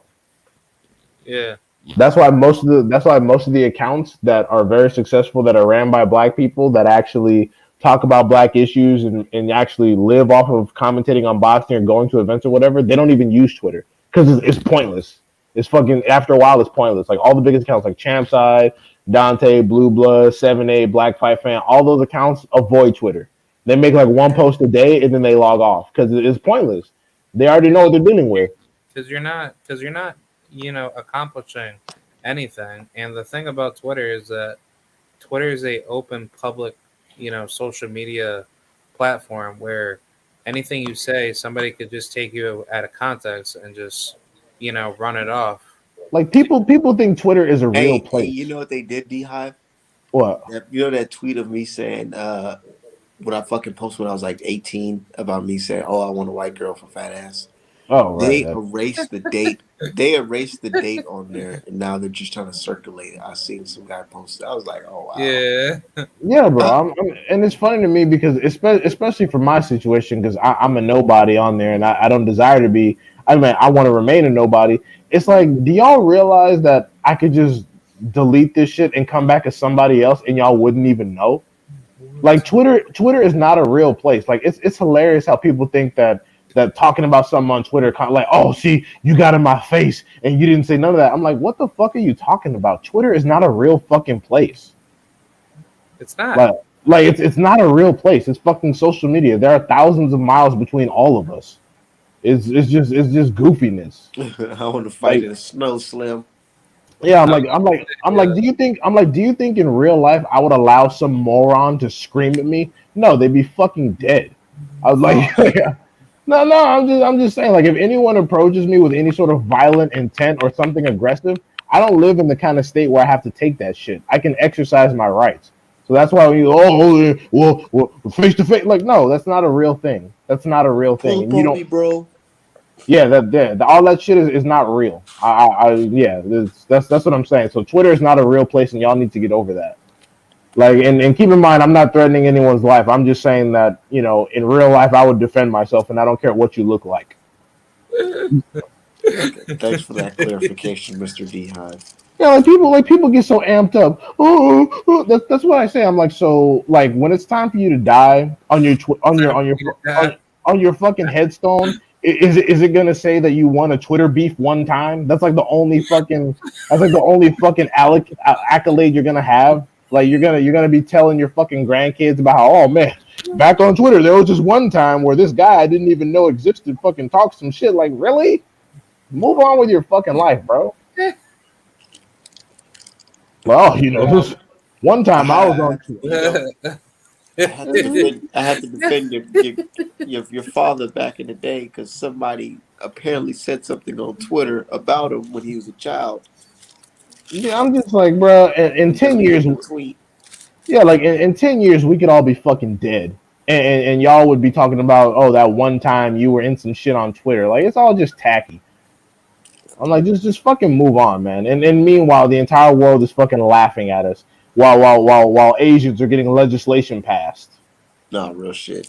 The entire fucking world is laughing at us. All the other groups are getting legislation passed, and Hey, y'all over here talking about some hey, damn beef. what would happen to boxing if black folks got reparations? You think black? What do you think the black fighters would do? They would just quit boxing. Niggas would just quit No, boxing. They're just about I to be no think black boxers. I I actually have a lot more faith in our people than that. I think that they would start up a lot of different companies. Like, they would start up their own promotions. They would start up their own glove manufacturers. I've been saying that for the longest. I think that black people, no, real shit. I think that black people, like, you know how Canelo has his gloves. Black people need a glove manufacturer that's approved by commissions, because that's one thing I was thinking about today. Canelo manufactures his own gloves. What if people like Wilder, Mayweather, Spence, Crawford, whatever, got to manufacture their own gloves, cater to their fighting style, cater to their needs, etc. Like, I think we need some shit like that. So I think it'd be a lot more. They buy up a lot more land. That's that's true. They buy up a lot more land. I think a lot more cars, jewelry type shit like that. But I think it'd be a lot more promotional companies. I think it'd be a lot more different networks. Like, I would hope that we would collectivize and make a network similar to how HBO was, where all the promoters can come and have their fights distributed again. But I don't know. I don't know. But yeah, there would be fewer African American boxers because there would be no need, financially speaking. It's the same reason. It's the same reason why there aren't that many Caucasian American boxers, because financially they don't need it. There are so many other ways they can make money. So many other So why ways. are there? So why are there? Man, look, you know how I know that shit's true, D Hive? See, on this channel, we talk about everything, real life experiences. Man, look, let me tell you, man. One day, I, when I was in trade school, we went on like a little field trip to some type of big ass major golfing something that they had here in Minnesota. Even Barack Obama was there, all types of shit. And Michael Damn. Jordan. Yeah. But anyways, so Gross. yeah, we're in there cooking and shit, and we're just cooking with people from different schools across the fucking globe or whatever.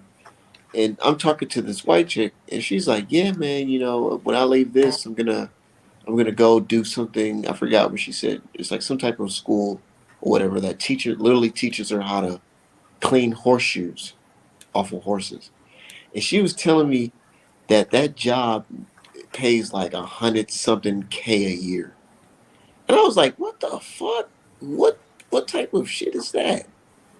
You got to It's know just little somebody. hustles and shit that they white people do and know that the average non-white person wouldn't know. Yeah, you gotta know somebody with access to a lot of horses, and you gotta know somebody willing to trust you and pay you that amount to work on the horses, because horses are expensive. Exactly. Cost Like a lot. I knew a chick in high school. She was an asshole, but she owned a horse, and not only you got to pay for the horse, but it's almost like a car, bro. Like you have to first of all you have to rent the stable, you have to rent the people to help them, you have to rent the horseshoes, you have to pay for the healthcare, you have to pay for the food, you have to pay for storage, you have to pay for the land that they walk on, and the horses itself is almost like $10,000. Plus, all that shit is added up like annually. So a horse is not some cheap shit. Yeah. Unless if Yeah, you're just a wild ass cowboy with an unregistered ass horse. yeah, and the consistent medicines and treatments that they require to stay 100% healthy, the daily exercise, all the grass that they sleep on, like none of it, all that shit costs money. Yeah. So yeah, you gotta have someone that has access to all that all that stock of horses, and you gotta have them trust you enough to hire you on to handle the shoes. Because if you fuck up a horse's foot, that's diminishing the value. Yep. But she talking about 100,000 a year for that type of shit. And it just goes to show you the type of hustles white people have that they don't tell you about. And so they don't need to be doing no fucking boxing. Yeah, they don't need to be on Twitter beefing. They're too busy making bread behind the scenes. Like motherfuckers, like even motherfuckers like Kellerman, who really haven't done anything in life but run their mouth. They're not on Twitter that much because they're already making real money. They just talk about the shit. Yeah, Max Kellerman, he just, runs off of his, little media script. Yeah, he's done nothing. He's an Ivy League kid. Graduated from Columbia University with a degree in history. Got a job at a sports casting. He got a sports casting job for some TV station, and he's never looked back. He got a job with CNN. Left Yeah, that, went on ESPN, and then that's it. just Never played a professional sport in his fucking life. And he's a failed rapper. I mean, Failed Max white rapper Kellerman, at that. Right. like Gotta throw that honestly, in there. honestly, if Max Kellerman was non-biased, talking about boxing, I would actually like him more. But He compare that. was until he got paid to start talking about what the fuck he Oh was. yeah, that's true though, because before Max Kellerman got that huge deal with HBO, he was actually pretty on point about it. Yeah. Yeah, yeah, and then they throw the bag at him, and that's it. And that's what a lot of these people, whether they be on Twitter, Instagram, whatever, that's what a lot of them are hoping. A lot of them are hoping they'll get their boxing takes will be seen, and then someone will just toss a bag at them, like, "Hey, you want to come on my show? Like part time, full time, whatever." A lot of people are just hoping they'll get a fucking job out of it. And I'm like, wow, you did all Yeah. this shit and all, like you did all this bullshit, and all you got was a job. That's fucking pathetic. So basically, you sell your soul to be a sellout. Well, I mean, a lot of these people aren't black, but yeah, the black ones included. They're like, "Oh shit, maybe I can get on a team or something." And I'm like, Hey, and I feel especially bad for the black ones because I'm like, they're not gonna fucking hire you, right? Like they're not gonna do anything. They're gonna retweet you a couple times, and then they're gonna leave you the fuck alone. Like they're not gonna really break any real bread with you. no, and that's why that I don't take ESPN seriously Yeah. because I'm pretty sure a lot of those big time reporters they get most of their information off of YouTube and shit.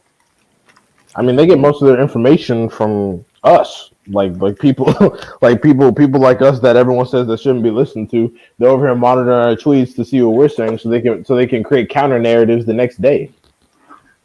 Yeah, so Literally. therefore, These dudes be fucking at home with coffee in their fucking favorite mug on their fucking iMac computers, looking at what Artman and Hive are tweeting through burner accounts because that's their fucking job to cover the sport and what the hell the people are talking about.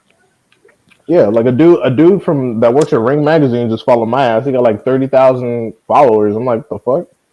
what the I, The I almost, I almost man, you blocked him. Hive, do you still got that screenshot of the dude from what's his name? Pro Bellum? Um, The one nah, the I, one I from do.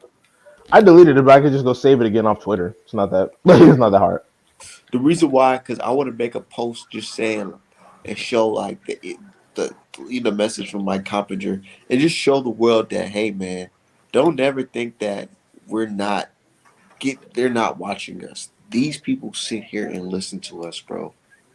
They have to. We're the consumer. Well, and the bad part is that unfortunately the casuals they get to slide in and pretend to be consumers, and they move the needle a lot more than us because the casual is easier to listen to, and also because the casual is probably bigoted. So Yep, but they actually, I feel like they know who's the actual real boxing supporters. well, I just saved it again. I'll DM it to you on Twitter. Good, good, good.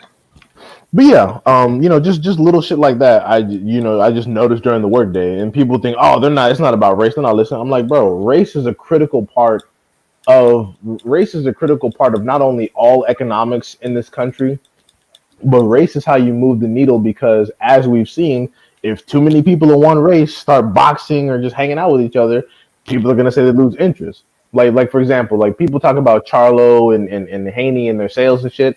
I'm like, it's not people can declare whoever they want to exciting. Like people say Usyk is an exciting fighter when most people haven't even watched a lot of his fights fucking live because a lot of them are boring, especially at cruiserweight. A lot of his fights are fucking boring.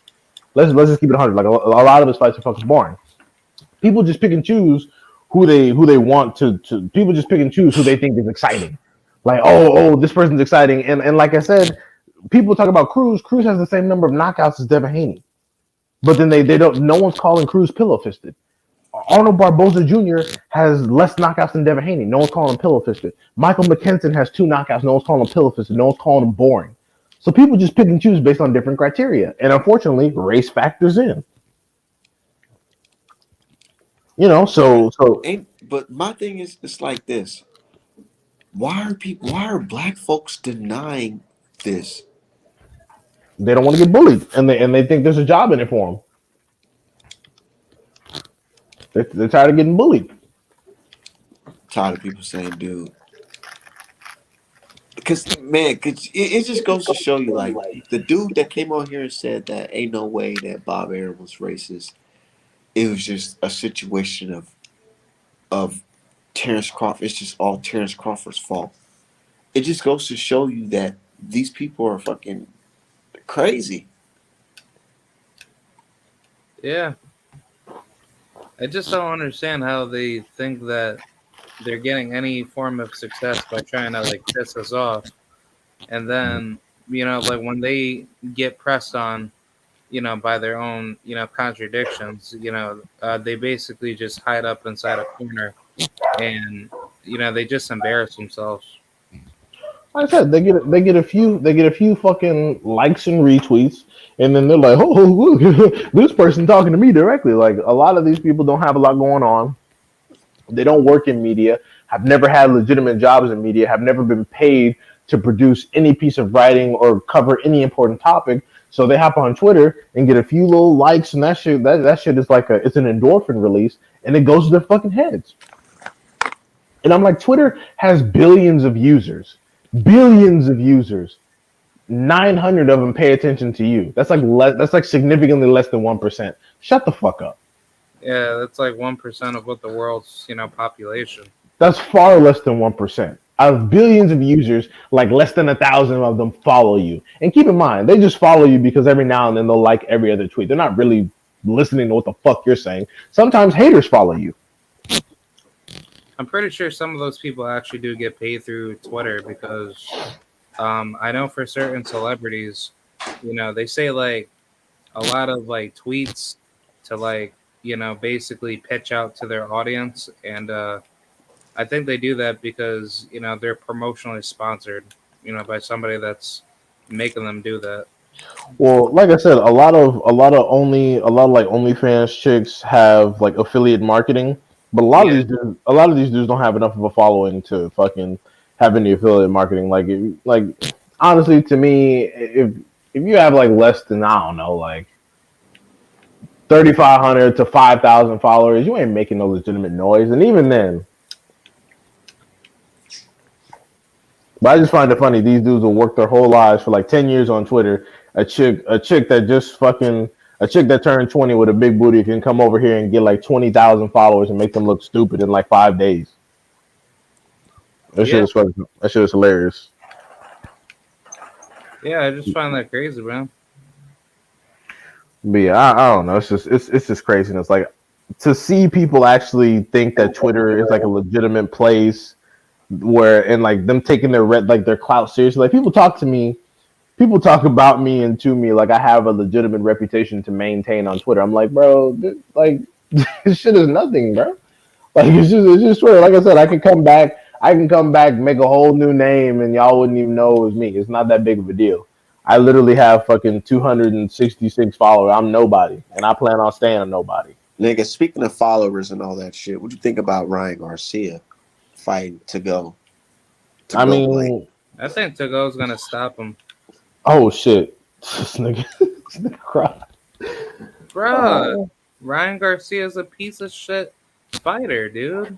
But do you think his promotional company will put him in a situation where he gets stopped after his long ass layoff? Yeah, Hell Oh. nah, especially not what Robert Garcia was talking about. Nah, to go sandwiches is not gonna do anything. He's a guy we don't know. And what's funny is I don't know why he didn't just make the Seven Farmer joint. That would have been I know that was more. At least niggas was like, oh, okay. like we know who the fuck Seven Farmer is. Like Togo sandwiches, like were they really afraid that Seven Farmer might outbox him? They bought into all that Pernell Whitaker bullshit. Like, oh shit, he moves like Pernell. Like, That I hate Robert Garcia.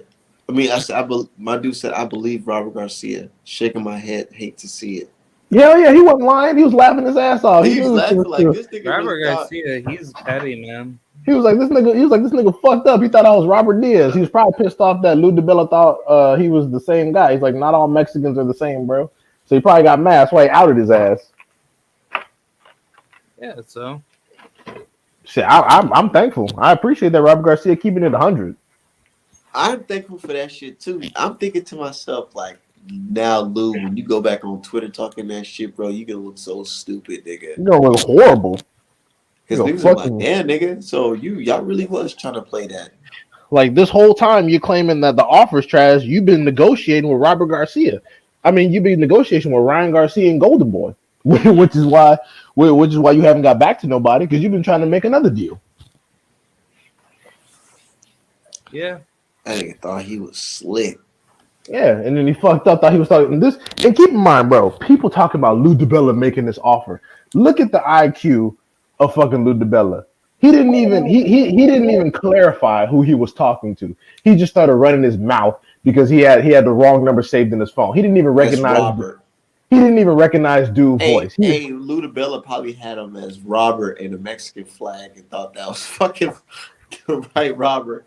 Moron, straight moron. This is the dude people think making deals. Oh, Lou DiBella made him an offer with what? Fucking hopes and dreams. Ludabella, he's just a smart white man. Yeah, thank you. Niggas hear a white dude or any non-black dude say something, they think it's fucking coming from Einstein. Shit gets on my goddamn nerves. And you know what Robert Garcia said? He basically just made what Haney father said sound more realistic. Because Haney father said, yeah, they're planning on making a fight in between and then meeting up with Ryan Garcia in the summer. And then Robert Garcia says, yeah, y'all, he was talking to me about them making a fight. You know, the African guy signed Ludabella, you know. And then they'll talk about fighting Cambosos in the end, you know. Exactly. So the winner. So the And winner that's why I fights tagged that Cambosos. dude. I even sent him a link to the show tonight so we could talk about it. But I'm pretty sure he's not going to take the link. Of I course not. think And that's the thing is, this puts all the bullshit about well, it's Hearn and the promoter and that. It puts all that to bed because the truth of the matter is, Cambosis never had intentions of fighting Devin Haney. And I told y'all the day after when I heard after his Teofimo fight that he was sticking around to quote unquote see who looks good. I was like, nigga, you're not fighting Devin Haney. Cause why would you even be sticking around here? You would just go. You would just that be don't even going. make any sense. You should be Exactly. wanting undisputed, nothing else. The moment he said that shit, I was like, "You're not fighting Devin Haney." Because if you were fighting Devin Haney, you would have got your ass back on the plane to Australia and started drafting up paperwork and looking at venues. That's the only thing you would have done, and you would just waited for the contract to drop. Yeah. But I knew he was on bullshit. I knew he was on bullshit. Like I said, if it comes to fighting anybody else at top rank, PBC, whatever, okay, yeah, maybe Hearn is not your guy. People don't want to deal with him. But when it comes to Cambosis, he's just with DeBella, and he just made his biggest paycheck on his own. Like, and also keep in mind, I'm gonna keep saying it. People only have a problem negotiating with DAZN when a black champion is involved. That's not an accident. Dude, I thought y'all said Eddie Hearn was the man. Why is it that he can't make this fight all of a sudden? Eddie Hearn isn't shit as a promoter, especially when it comes to black fighters. But when it comes to the finance and all that shit, Eddie Hearn ain't shit. I'll be the first person to tell you. But this is more so about Team Cambosis not signing on the dotted line than Eddie Hearn just can't make a fight fucking happen. I know it. Like, does Eddie Hearn shit the bed on a lot of fights? 100%. Is he shitting the bed on this one? Probably somewhere in there. I mean, because with him offering 31.5 million, he definitely could afford to empty some of that bank on this one. But the thing is, it's not even about the money with this one. This is clearly the biggest offer. They're just trying to find a way to They're have trying to Cam. make the money in the fight after instead of making the money right now and Yeah, taking because the L. they know that Cambosis is a nobody, so they want to try to find him someone he could look good against to build up his profile, and then try to have a mega fight because they know he's a nobody. He's gonna lose the first time. The first time he fights anyone that's notable, like if he fights Haney, he's gonna lose, and if he fights fucking Lomachenko, he's gonna lose. And they're using that bullshit, like they're talking about waiting on Australia to open up. It's like, or you could just fight in America like you just did. Like it's not that hard. Like especially like you can go to Australia at any fucking point. Dude, Also- and we already hear dude the 7 cents from fucking Australia. He already telling us about these wicked ass fucking camel spiders and shit they got nigga out there in Australia and all these COVID restrictions. Ain't no way a big fight is happening over there anytime soon. Especially not for Yeah. no nigga named George Cambosis. I mean, Australia doesn't produce enough money for that type of fight to be even held. So, the financial benefit would be coming over to the U.S. to have that type of fight. And they know that. They know that. They only want the judges. They only want the judges to be able to Yeah, to be able to give Cambosis a decision. That's the only reason. Yeah, but if the fight is out in like Vegas or some shit, Devin Haney's gonna beat the shit out of him on the cards. Oh shit, Lou DiBella manages Charles Conwell. Yeah, fuck. Oh no. I'm looking at Lou DiBella's active stable right now. I think he manages he used to manage, Stephen Shaw. I think he still does. He's still listed here. Yeah, Says but Tevin Farmer signed to Ludabella. but I think he was. Yeah, Tevin Farmer does not appear here, so I don't think he's currently signed with Lou DiBella. Yeah, Ludabella, you can kick that nigga to the curve after that JoJo Diaz loss. yeah, fuck Lou DiBella, man. He's not. Yeah, he's a dumbass. See, What's crazy to me is, Lou DiBella, about him. He's following me on social media, on Twitter. which is really strange. But yeah, man, I just feel like he know what's up, dude. He's been in boxing too long. He knows that George Kambosos will lose against Devin Haney. He knows it. Yeah, and Cambosos know it too. Well, I I remember mean, seeing Lou DiBello on a documentary. He had a fighter that passed away. Patrick Day. No, no, not Patrick Day. Before, way before Patrick Day. Oh, oh okay. Yeah, it was a documentary. It was another fighter.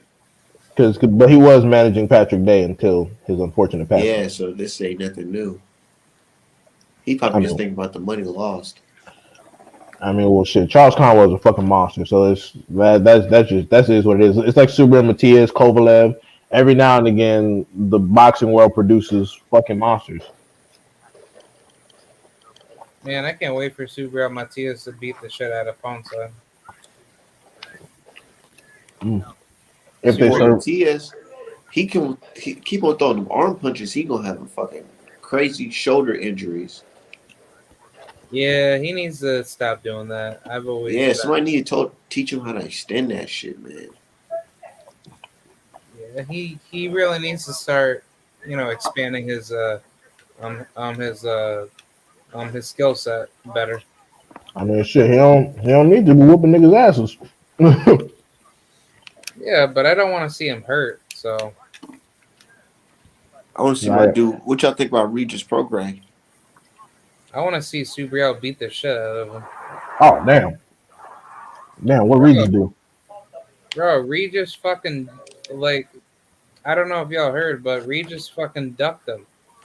He ducked Subir? Yeah, He probably didn't want to fight that dude because he's like, there ain't no money. Rather fight a soft touch.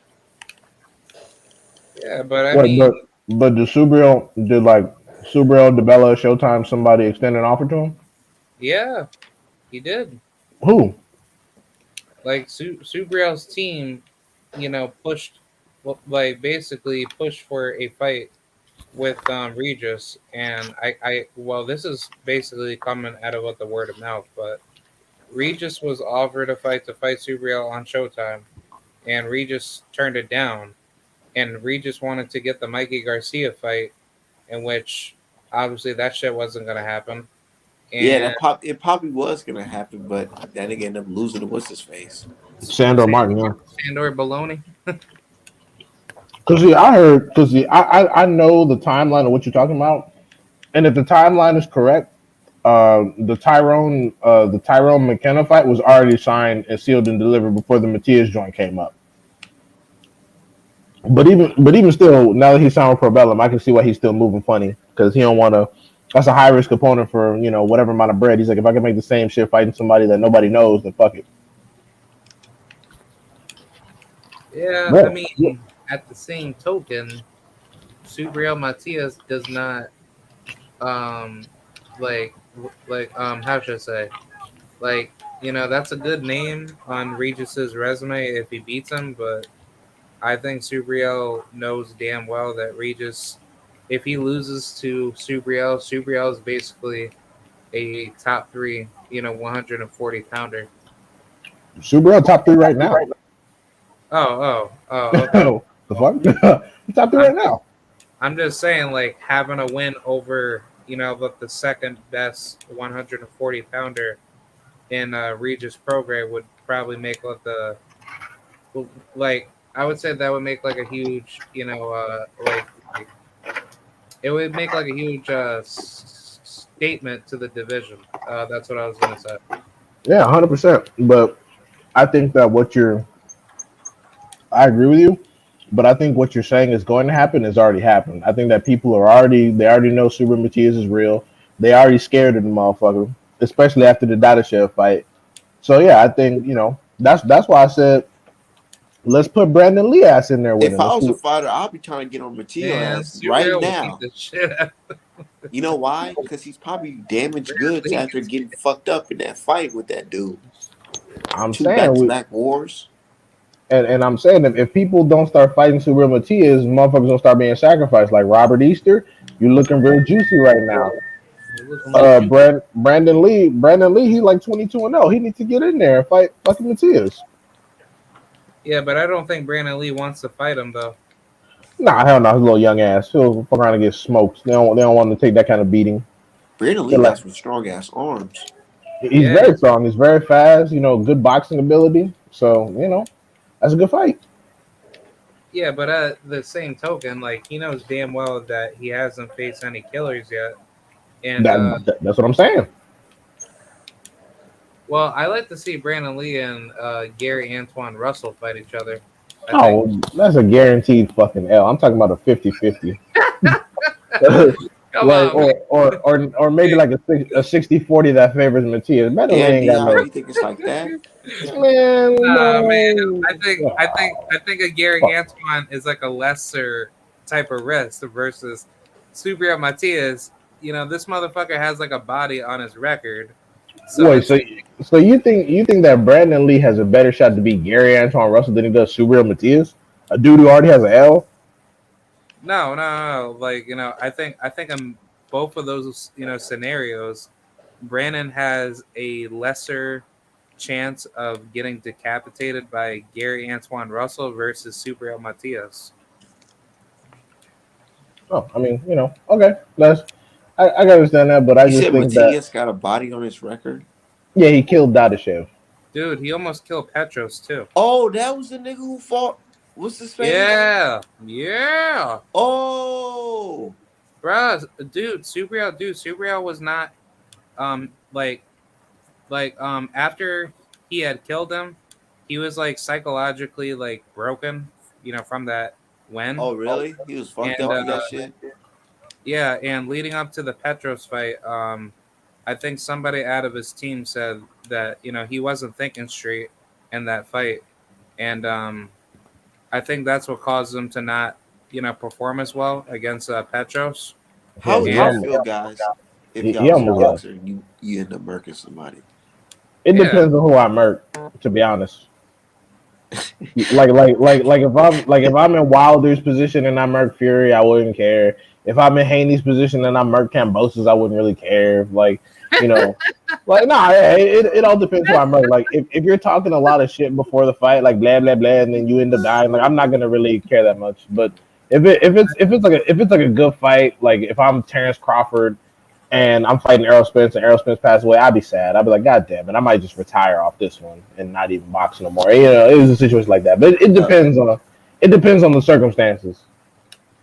I mean, honestly, If like, he was fighting like Chavez Jr.?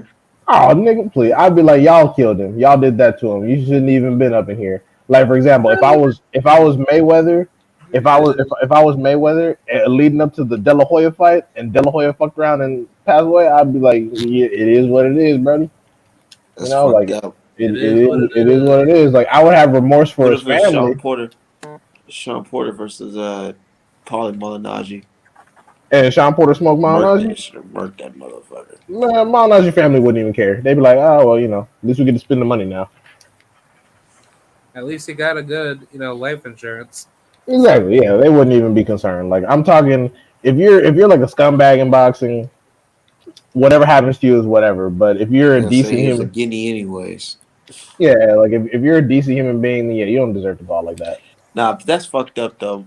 I feel like me personally, I'll think to myself, regardless who it is, because it's a human being at the end of the day. I'll be thinking to myself, like, God damn, what I the fuck? mean, Well, that could have been me. I probably would have been psychologically fucked up my damn self too. Not saying I'm a pussy or anything like that, but it's like, damn, dude, I literally killed somebody. You got a it, family, all types of shit. Knowing Just because of me, this, yeah. I'd probably use that as ammunition in future fights. To certify the power. Because You ain't gonna be honestly, getting no fights. well, I mean, Super Matias still getting fights. Subriel, Kovalev still getting fights. Shit, I'm thinking about that other dude. What Conwell? Yeah. Yeah, Conwell. I mean, he smoked some dude. I don't not Patrick Day. I mean, like afterwards, he's still able to get fights. So I mean, people haven't stopped fighting him. I mean, he almost killed that Kazakhstanian fighter. Yeah, That he beat the shit out of him. That was terrible. I was laughing You think after he that beat fight. I Lubin? was like, dude, what the Yeah, fuck? but Charles Conwell has had 5 fights since Patrick Day. So you know, so it's just getting him in there with the bigger names is gonna be a problem because Charles Conwell isn't very well known. He's incredibly high risk. So, but do I think he'll be Lubin? Maybe. Yeah, I'd probably pick Charles Conwell to probably stop Lubin. Just keeping it 100. Dude, I honestly feel like PBC and Showtime and them about to drop the ball on us real quick. They Like, dropped the bomb on us. oh, like with a baller schedule. Yeah.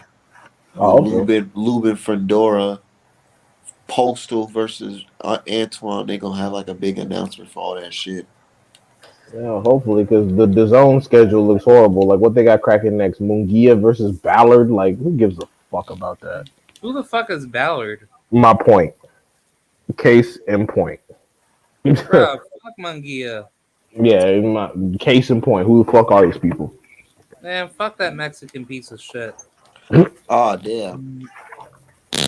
Jesus He ain't gonna Christ, fuck you up when you see I, me, I bro. don't I don't endorse that last statement. I Yeah, apologize. that's Craw's statement. Yeah, no, I apologize for whoever might be offended by such language, colorful language. Bro, he don't even fucking represent Mexico. He's a Yeah, disgrace. yeah, he represents Mexico. He carries a flag and shit. Yeah, Yeah, but come on, Craw. he's not he's not endorsing the Mexican He legacy got for a boxing. don't he got a legend as a Mexican trainer? Yeah, Morales. Yeah, definitely. But I mean, Eric Morales should be telling him like, "Yo, this is not cutting it. You got to fight all the champions." Eric Morales happy he getting a paycheck, nigga. he ain't trying to he ain't trying to go into all of that shit. He's like, all right, I got me a fighter. He's clearly protected. Excellent. Let's just keep it going. Eric Morales is in fucking he's in Mark Breland position right now. He's collecting a check. I mean, I can see that, but at the end of the day, when Jaime gets smoked by that up and coming fighter, I think Hey, you gonna get Craw, you gonna get them hitters on your neck, man. Oh shit, he said white boy. I'm not white, but okay. Yeah. But I'm a proud, anyways, I'm a proud black person. anyways, um I can't wait to see what they're gonna announce too. I feel like, bro, they're supposed this is right around the time they're supposed to announce something. I honestly feel like we're gonna get some news tomorrow morning. What do y'all think? I think so. Uh, I hope so. Even though there's a lot of bullshit in the in the background and a lot of excuses why a lot of fights can't be made, but Yeah, whatever. I hope so. Ludabella high ass calling the wrong Robert or shit. Fucking and then Robert Garcia, messy as hell, just exposing everything during the middle of negotiation. I appreciate Robert because at least he told the Haney clan that don't expect shit to really happen. I at least basically he gave us the heads up like, hey Haney, Team Haney, don't expect shit to really move over here. He ain't really on that. Damn. That's basically what he said. He's like, they're not fucking with you like that. They're trying to fight a bum and then fight Ryan Garcia. Just like fucking Fortuna was trying, and then he lost. He lost to fucking Jojo Diaz. Just like Jojo Diaz was trying to, and he lost to Devin Haney. So it's like these motherfuckers just keep trying to skip L's. They just don't want to lose to Devin Haney or any black fighter for that matter. Just take that L and move on with your life. Like Nah, JoJo Diaz is trying to do. it's also political. I'm sure that people like Bob Arum and other people got a hand in it. They're like, as far as boxing history, you really want the first undisputed lightweight four belt era champion to be a colored. Like I'm pretty sure they're having those conversations. So they like I said, it's about deciding who Cambosos loses to. But watch this. I guarantee if some crazy ass lightweight from like Ukraine Tajikistan, Uzbekistan, Kazakhstan, or Russia is coming up in lightweight, smoking everybody. They're like, oh, he's the lightweight Triple G. They'll let Devin Haney fight that motherfucker. Oh yeah, of course. Especially Yeah, if he's rumored to be on the juice. exactly. They'll anybody who looks crazy as hell, who's super dominant, they'll let Devin Haney fight. Because keep in mind, they didn't even want Devin Haney to fight Lomachenko because they had no confidence that Lomachenko would be able to beat him. But anybody who's like all knockouts who actually looks solid, they'll let Devin Haney fight whoever the fuck that is. Remember Lomachenko? He requested it. He requested the franchise belt. No, it wasn't Lomachenko. It was Top Rank. Technically, so technically it was Top Rank did it for him. Like, man, shut So the he was fuck up. complacent, is what you're saying. Yeah, it was a bunch of weak shit. Anyways, I got a long day ahead of me, so I'm gonna log off, fellas. Yep, same here. All right, thanks for having me on, our man. Y'all have a good one. Yep. See you later. Peace out, chat.